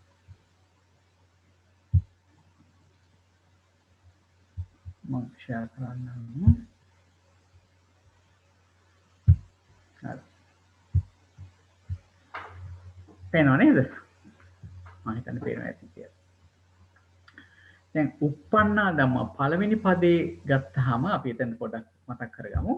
එතනදී අපිට හම්බුනේ උපාදිතී බංග නම් වූ ෂණත්‍රයට පැමිණීමෙන් පවත්නා වූ වර්තමාන කාලීන 190 චිත්තයයි චෛතසික 250යි 820 රූපයයි කියන එක හපුනේ. ඒ විදිහට අපිට ලැබුණා ස්කන්ධ 5ක්, ආයතන 12ක්, ධාතු 8ක්, ධාතු 18ක්, ආරි සත්‍ය වශයෙන් 3ක්. හරි? අපි කිව්ව විදිහටම ඒක විස්තර කරගෙන ගිහින් තියෙනවා.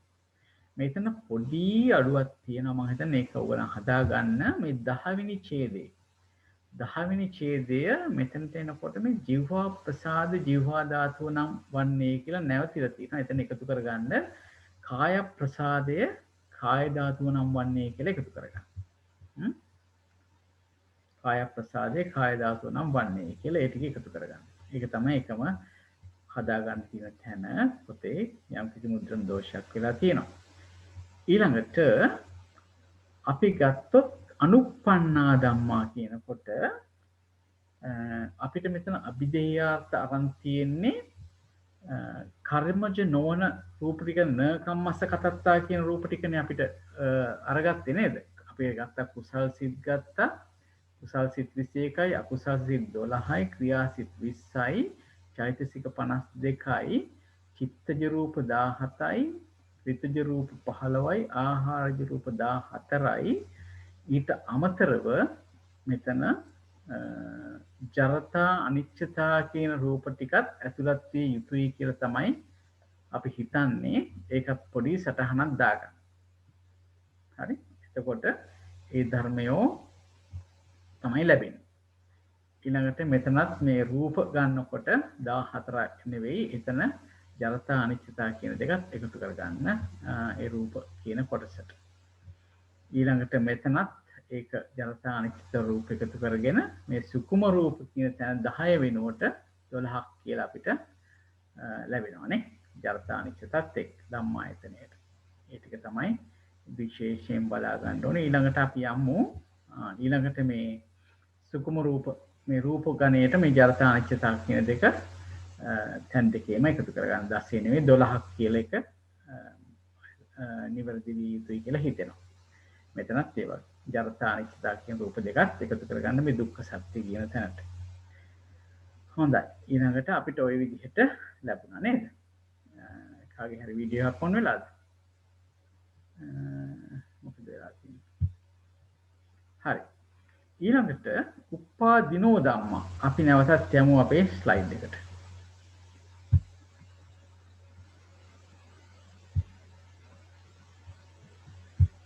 හරි. අනුප්පන්නා ධම්මානේ අපි කතා කරේ. මෙච්චර වෙලා දැන් යමු අපි අපිට එතෙන්දී ආවා ස්කන්ධය 5යි ආයතනය 7යි. ආයතනය 7 ආයේ මොකද අර චක්කුසෝත ගාන ජීව කාය කියන ඒ ආයතන 5 අයින් කරලා නේද? ධාතු ගන්නකොටත් අපි ධාතු 18න් ධාතු 10ක් මයින් වෙනවා. මොකද චක්කු ධාතු, සෝත ධාතු, ගාන ධාතු, ජීව ධාතු, කාය ධාතු කියන ටිකත් ඊට පස්සේ චක්කු විඥාන ධාතු, සෝත විඥාන ධාතු, ගාන විඥාන ධාතු, ජීවහා විඥාන ධාතු, මනෝ ධාතු කියන ටිකත් නෑ කාය තියෙන ටිකත් අයින් වෙනවා නේද? හොඳයි. ඊට පස්සේ අපි බලමු ඊළඟ අවසාන පදේ. උප්පාදිනෝ ධම්මා. සර් ක්‍රියාසිතක් තියෙන නිසා මනෝ ධාතුව යෙදෙනවා එතන නේද? මෙතන පංචද්වාර ආවජ්‍යන් තියෙන යෙදෙනවා නේද? එතකොට මෙතන ඇත්තටම නැති වෙන්නේ එතකොට මොනවද? ධාතු 10ක් නොලැබෙනකොට චක්කු සෝත ගාන જીවහා කාය කියන ඒ පහ ලැබෙන්නේ නැහැ. ඊට අදාළ වෙන චක්කු විඤ්ඤාණ ධාතු, සෝත විඤ්ඤාණ ධාතු, ගාන විඤ්ඤාණ ධාතු, જીවහා විඤ්ඤාණ ධාතු, කාය විඤ්ඤාණ ධාතු කියන ඒ ධාතු විඤ්ඤාණ ධාතු පහක් ලැබෙන්නේ නැහැ. ඒකට ධාතු 10ක් ලැබෙන්නේ නැහැ. ඉතුරු 8 ලැබෙනවා. මනෝ ධාතුව ලැබෙනවා. බොහොම පිං. හොඳයි. උප්පාදිනෝ ධම්මා. කුසල කුසලානං ධම්මානං අවිපක්ක විපාකානං විපාකා. කාමාවචරා රූපාවචරා අරූපාවචරා අපරියාපන්නා වේදනාක්ඛන්தோ සංඥාක්ඛන්தோ සංඛාරක්ඛන්தோ විඥානක්ඛන්தோ යංච රූපං කම්මස්ස කතත්තා උපජ්ජිස්සති හිමේ ධම්මා උප්පාදිනෝ. දැන් මෙතන තමයි අර කිව්වේ මේ පෙර කරන ලද දේක අවිපක්ක කියලා කියන්නේ ඒක මේ පැසුන් නැති විපාකයන්ගේ විපාකය. ඒ කියන්නේ දැනට කලින් පැහිලා තිබුණ නැති නමුත් අනාගතයේ තමයි මේක විපාක දෙන්න ඉදිරිපත් වෙන්නේ. අන්න ඒ මේ කුසල අකුසල ධර්මයන්ගේ දැනට නොපැමිණි විපාක අනාගතයේ පැමිණෙන විපාක ගැන තමයි මේ කාමාවචර වූ රූපාවචර වූ අරූපාවචර වූ අපරියාපන්න වූ විපාක ගැන කතා කරන්නේ. ඒතකොට දැන් අපරියාපන්න විපාක කියනකොට අපි දන්නවා අපරියාපන්න විපාක කියලා කියන්නේම ඵලසිත. එතකොට අපිට කියන්න පුළුවන් මාර්ග අවස්ථාවේදී ඵලයන් ලැබිලා නැහැ කියලා එක විදිහකට හිතන්න පුළුවන්. ඒකේ ඉදිරියේදී ලැබෙන. හැබැයි මේක කලින් කරපු දෙයක් හින්දා තමයි මේ විපාකය ලැබෙන්නේ. ඒ වගේම ඵල සමාපත්තියට සමවදින මොහොතේ මේ ආර්යයන් වහන්සේලාට ඇති වෙන්නේ ඵලසිත. එතකොට අන්න ඒ ඉදිරියේදී ඵල සමාපatti වලට සමවදිනකොට ඇතිවන ඵල විපාකත් අපිට එතකොට එතෙන්දි සලකන්න පුළුවන් වෙනවා. ඒ වගේම අනිකුත් චක්කු විඤ්ඤාණ, සෝත විඤ්ඤාණ ආදී නොඑක ආකාරයෙන් වෙච්ච විපාක සිත් ටික. විපාක සිත් 36ම නේද? එතකොට ඒ ටික අපිට මෙතෙන්දි සලකන්න වෙනවා.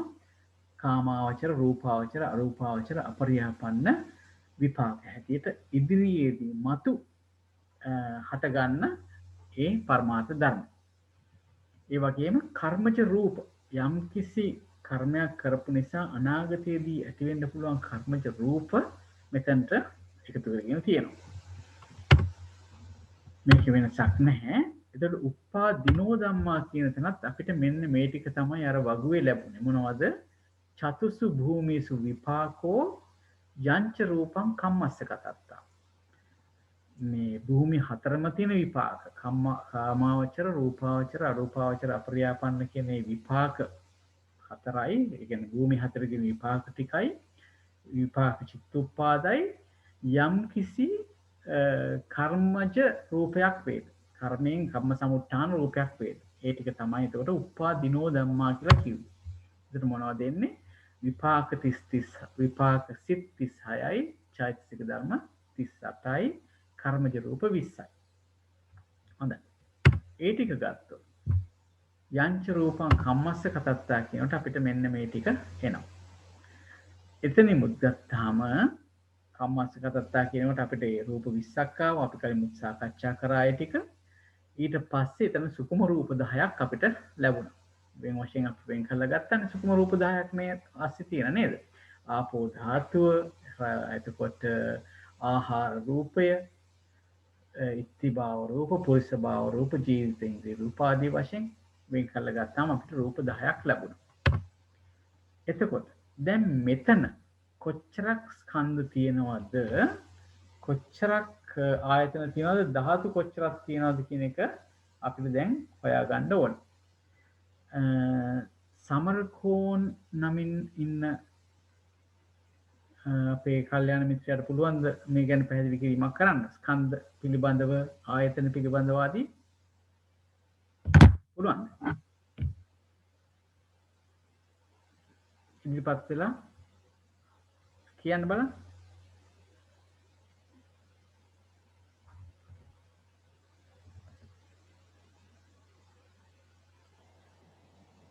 හොඳයි. එහෙමනම් අපි යනවා මානෙල් මහත්මියට. මානෙල් මහත්මියට පුළුවන්ද අපිට මේකට උදව්වක් කරන්න? අපි කැමති හැමෝම සම්බන්ධ වෙලා මේවා විස්තරගෙන යනවා නම්. හොඳයි. නිහඬව ඉන්නවා කියන්නේ තේරෙන්නේ නැද්ද කියලා අපි දන්නෙත් නැහැ. තේරෙනවද කියලා දන්නෙත් නැහැ. ඒකයි අපිට කියන්න. එහෙනම් කියන්න. විපාකසිත 36යි. ඔව්. තත්සම්පිතයි 38යි.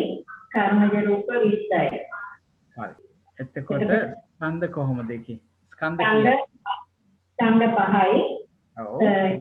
චෛතසික 38 වේදනා ස්කන්ධය සංඥා ස්කන්ධය ඉදිරි චෛතසික 36 සංස්කාර ස්කන්ධය විපාකසිත 36 විඥාන ස්කන්ධය කර්මජ රූප 20 රූප ස්කන්ධය. මොහොඳයි ආයතන 11යි. කර්මජ රූප 20 අතුරින් චක්කු ප්‍රසාදේ චක්කායතනේ සෝත ප්‍රසාදේ සෝතායතනේ ගාන ප්‍රසාදේ ගානායතනේ දිව ප්‍රසාදේ දිවායතනේ කාය ප්‍රසාදේ කායායතනේ වර්ණ රූපේ රූපායතනේ ඒ විදිහට විපාකසිත 36 මනායතනේ ඊළඟට චෛතසික 38 ඒ ආපෝ ධාතු ඉන්ද්‍රිය ඇතුළු සුකුම රූප 9 ධම්මායතනේ. සුකුම රූප 9ද 10ද?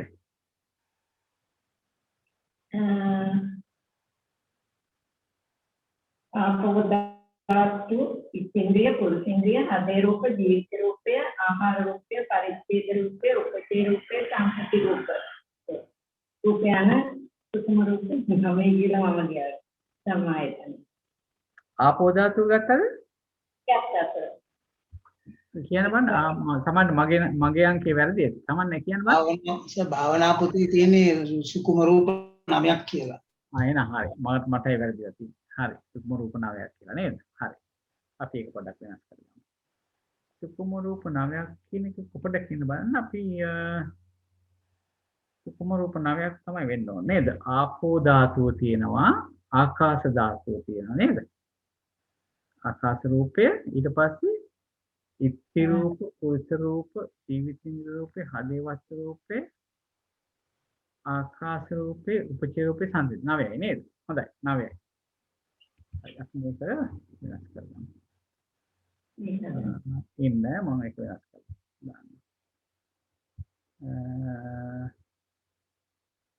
හොඳයි. චුට්ටක් ඉන්න 9යි කියලා නේද? මගේ ගානේ වෙනසක් වෙන්නේ.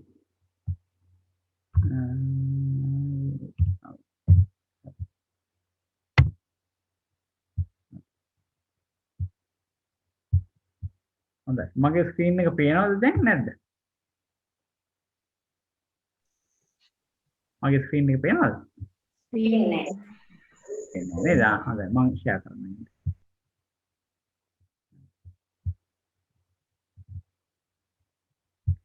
Screen share.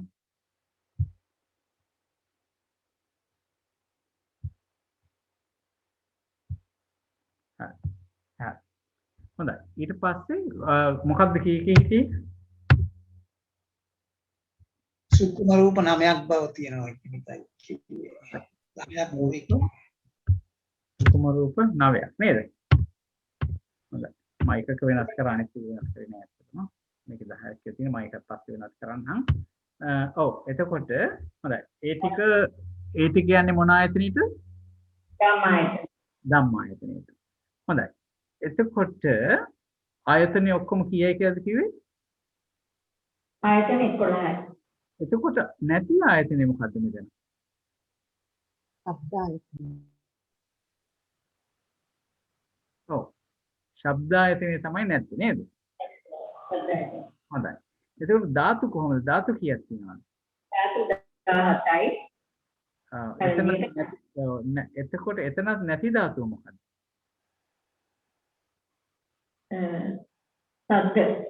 සද්ද ධාතුව තමයි නැති නේද? ඒ ධාතු ලැබෙන විදිහ පොඩ්ඩක් කියන්න පුළුවන්ද අපෝ? මුලින්ද. චක්කු ආදී.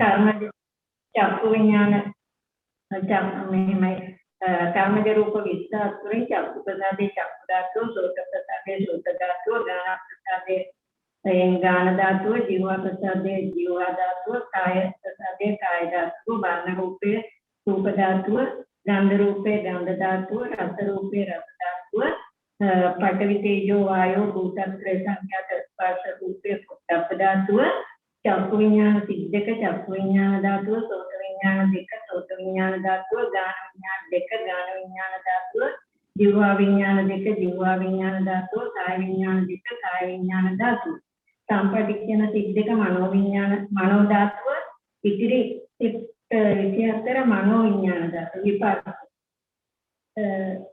සම්ප්‍රේෂ්ඨ චෛතසික 38යි සුකුම රූප 9යි ධම්ම ධාතුව. වෙනවා. බොහොම හොඳයි. බොහොම හොඳයි. හොඳට ඒක විස්තර කරලා දුන්නා. සත්‍ය කීයක් ඉන්නවද එතන? සත්‍ය එකයි. සත්‍ය එකයි මොනක්ද ඒ සත්‍ය?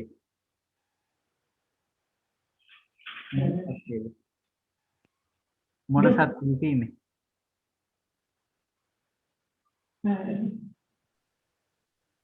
දුක්ඛ සත්‍ය. හරි. එතකොට දුක්ඛ සත්‍යයට අයිති වෙන්නේ මොනවද? ලෞකික විපාක 31යි, සත්සම්ප්‍රේෂ්ඨ 35යි, කර්මජ රූප 20යි. ඒක දුක්ඛ සත්‍ය. එතකොට ලෞකික සිත් ගැන කිව්වා. එතකොට මෙතන තියෙනවානේ මේ ලෝකෝත්තර ඵල සිත් 4කුත් නේද? ඒක මොකද වෙන්නේ? ඒ ඵල සිත් ඒකේ චිත්තෝත්පාද 30ක සත්‍ය විදිහම.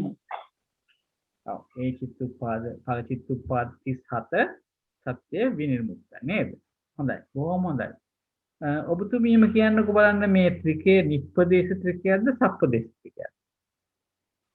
මේක සප්පදේශ ත්‍රිකයක්. හේතුව පරමාර්ථ නිර්වාණය ඇතුළත් වෙලා නැහැ. නිර්වාණය ඇතුළත් වෙලා නැහැ. බොහොම හොඳයි. එතකොට කියන්නකෝ මේක ආදිලබ්ධ නාම ත්‍රිකයක්ද සරල ලබ්ධ නාම ත්‍රිකයක්ද? ආදිලබ්ධ. හේතුව මුල් පදේ නම තියෙනවා. නම ලබයි. මුල් පදේ මොකද්ද? උප්පන්න ත්‍රිකය. උප්පන්නා ධම්ම තමයි මුල් පදේ නේද? මේ ත්‍රිකය උප්පන්න ත්‍රිකය නේ. එතකොට ඒ නිසා එහෙම තියෙනවා. හොඳයි අපි පොඩ්ඩක් භාවනා පොතට ගිහිල්ලා චුට්ටක් බලමු. සර් මේකේ මේ පොඩ්ඩක් ප්‍රශ්නයක් තියෙනවා. ශබ්ද ධාතුව ඒක නැත්තේයි කියන්නේ. ඔව් ශබ්ද ධාතු කියලා කියන මම එතන හොයන්න. මම පිටුවට යන්න. හරි. දැන් මෙතන තියෙන උපාදිනෝනේ. උපාදිනෝ කියලා කියන්නේ පෙර කරපු කර්මයක් හින්දා කියව නේද?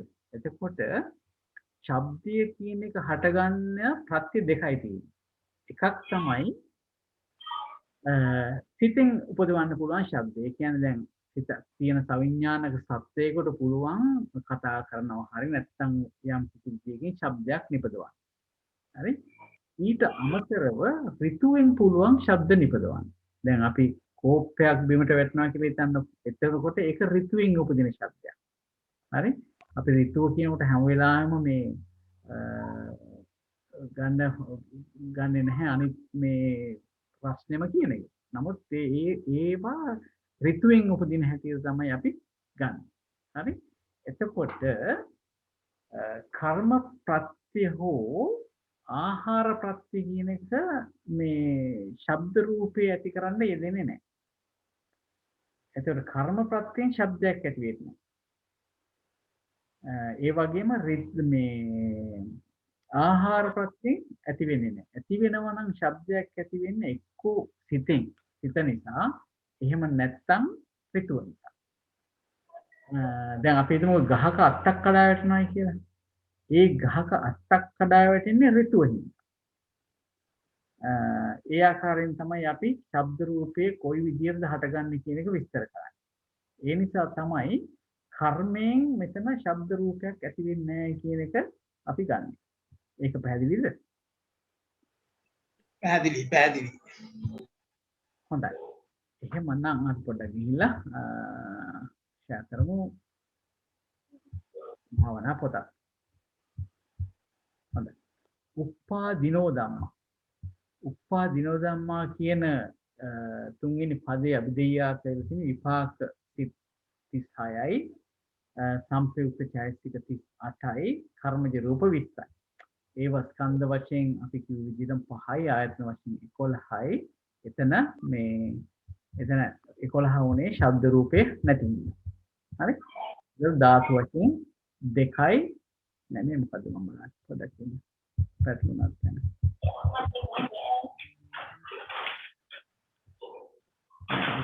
ඊළඟ තැනකට පොඩ්ඩක් ඉන්න.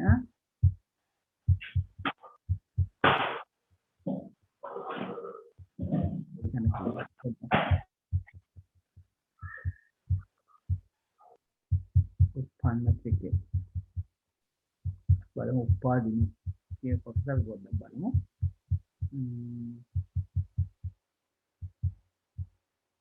වැඩි පොඩියනේ.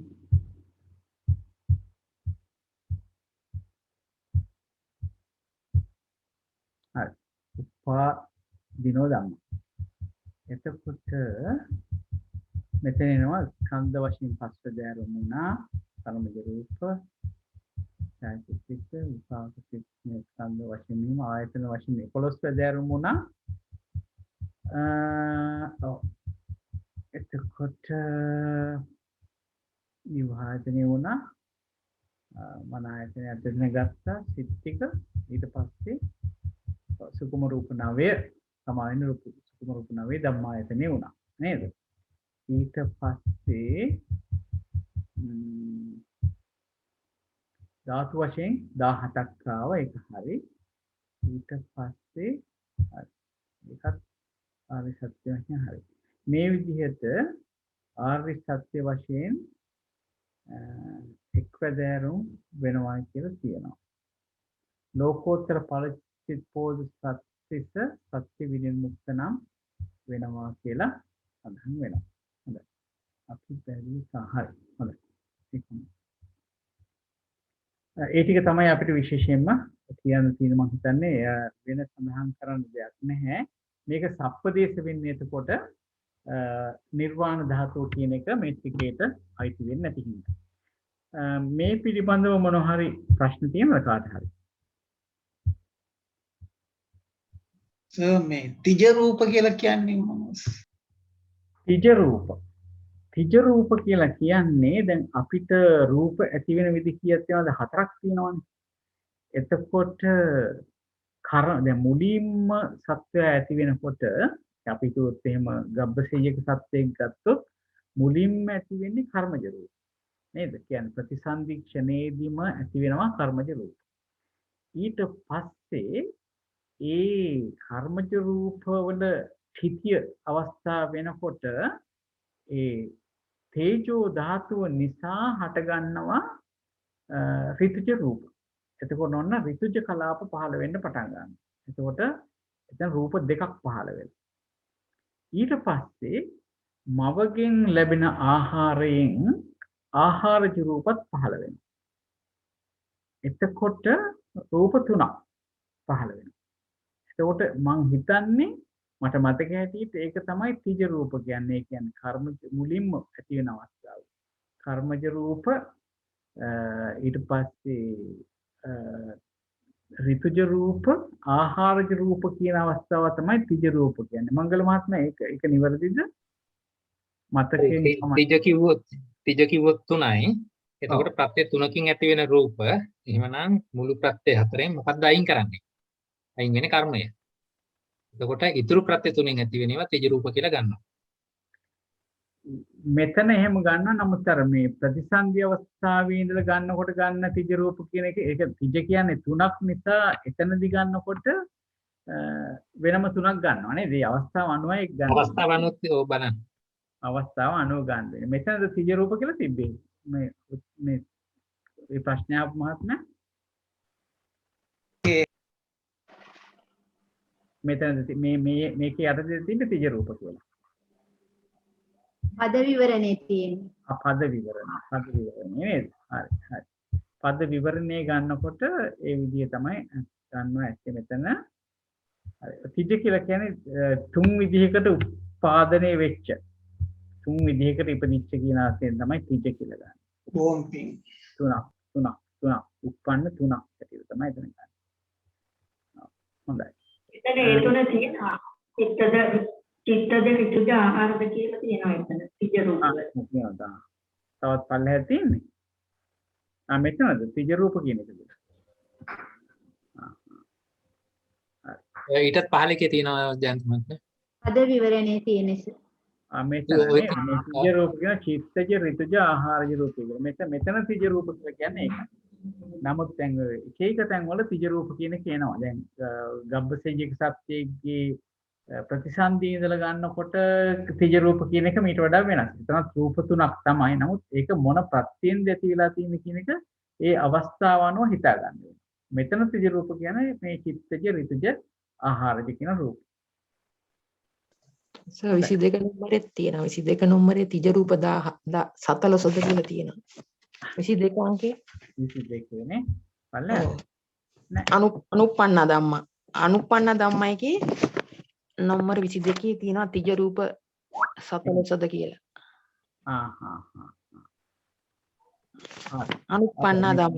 අර මට කියවුනේ ඇත්තටම මම අර ප්‍රතිසන්දි මොහොත කිව්ව තිජ කාය කියලා තියෙනවා. තිජ කාය කියන තැන තමයි අර විදිහට අපිට ගත්තා වගේ මතකයක් තියෙන මේ ශ්‍රීමති මහත්මයාත් මට ඒක මතක් කරා බොහොම පිං. ඒතර තිජ කාය කියන තැන උනත් ඒ තුන් විදිහකට මතුවෙච්ච කාය පිළිබඳව තමයි එතනත් කියන්නේ. මෙතන තිජ රූප කියනකොට ඒ තුන් ආකාරයෙන් ඇති වෙච්ච ජනිත වෙච්ච රූප ගැන තමයි එතන සඳහන් කරලා තියෙන්නේ. හොඳයි. එහෙමනම් තවත් කාටද ප්‍රශ්නයක් මොකද තියෙනවද?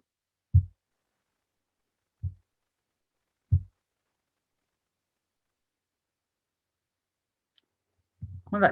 එහෙමනම් මම හිතනවා අද කාල වේලාව බලලා මේක ටිකක් දීර්ඝව සාකච්ඡා කිරිච්ච මාතෘකාවක්. අපිට මම හිතන්නේ ඉදිරි සතියේදී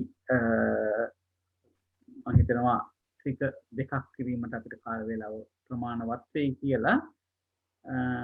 අවසාන වශයෙන් කාට හරි මොකද යමක් කියන්න තියෙනවද? ප්‍රශ්නයක් තියෙනවද?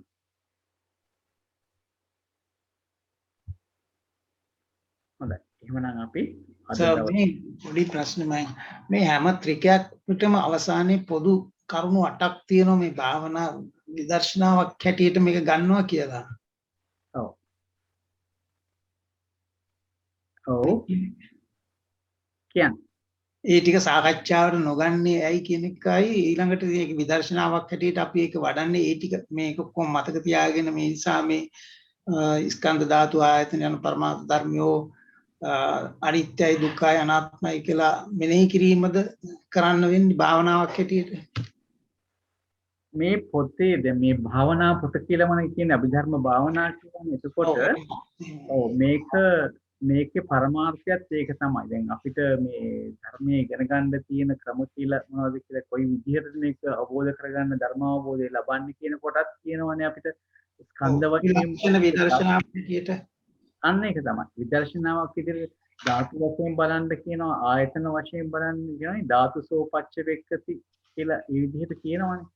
ඒ ප්‍රත්‍යවේක්ෂා කිරීම නැත්නම් ඒ විදිහට නුවණින් කල්පනා කිරීම තමයි මූලික වෙන්නේ. මේ ධර්මතා දැන ගැනීමෙන් ඒ ආකාරයෙන් භාවනාව කරන්න පුළුවන් කියන එක තමයි මේ භාවනා පොත් දෙකෙමුත් විශේෂයෙන්ම සඳහන් කරලා තියෙන්නේ. විධර්ම භාවනාව කියලා.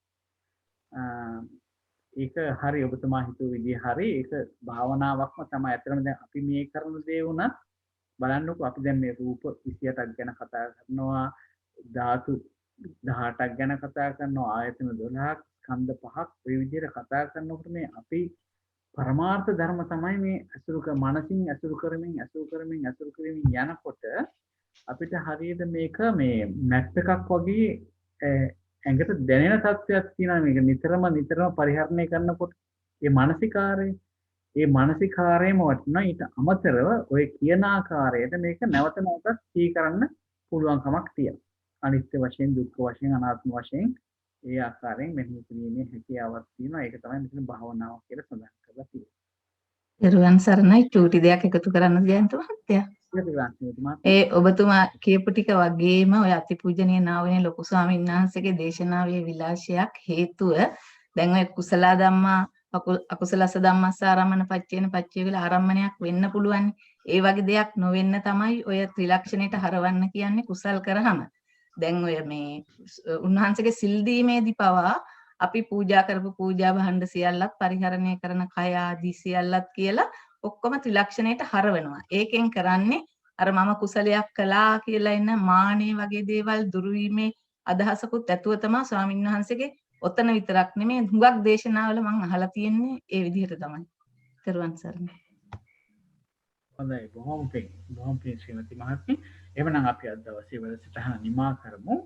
අපි හොඳයි අපි දෙවියන්ට ඒ වගේම හොඳයි එහෙනම් හැම දිනාටම තෙරුවන් සරණයි. අදත් අපි මේ ධර්ම සාකච්ඡා කිරීමෙන් ජනිත කරගත්තා වූ සියලු කුසල් අපේ ප ဋ ාණ සභාවේ ගෞරවනීය ස්වාමීන් වහන්සේ ඇතුළු සෑම ගුරු මණ්ඩලයේ සෑම සියලු දෙනාටමත් විශේෂයෙන් මංගල මහත්මයාටත් ඒ වගේම මට සමදා උදව් කරන ශ්‍රීමති මහත්මියටත් මේවා පටිගත කරමින් YouTube නාලිකාවට එකතු කරන ලක්ෂ්මී මහත්මියටත් ඉතාමත් කෘතවේදීව පුණ්‍යානුමෝදනා කරමින් ඒ වගේම අපි ධර්මයේ ඉගෙන ගත්තා වූ සියලු ගුරුතුමන්ට ගිහි පැවිදි ගුරුතුමන්ට අපි මේ පින අනුමෝදන් කරමින් අපි අද අපි මේ සාකච්ඡාව නවත්තමු. අපි දෙවියන්ට පින් දෙමු.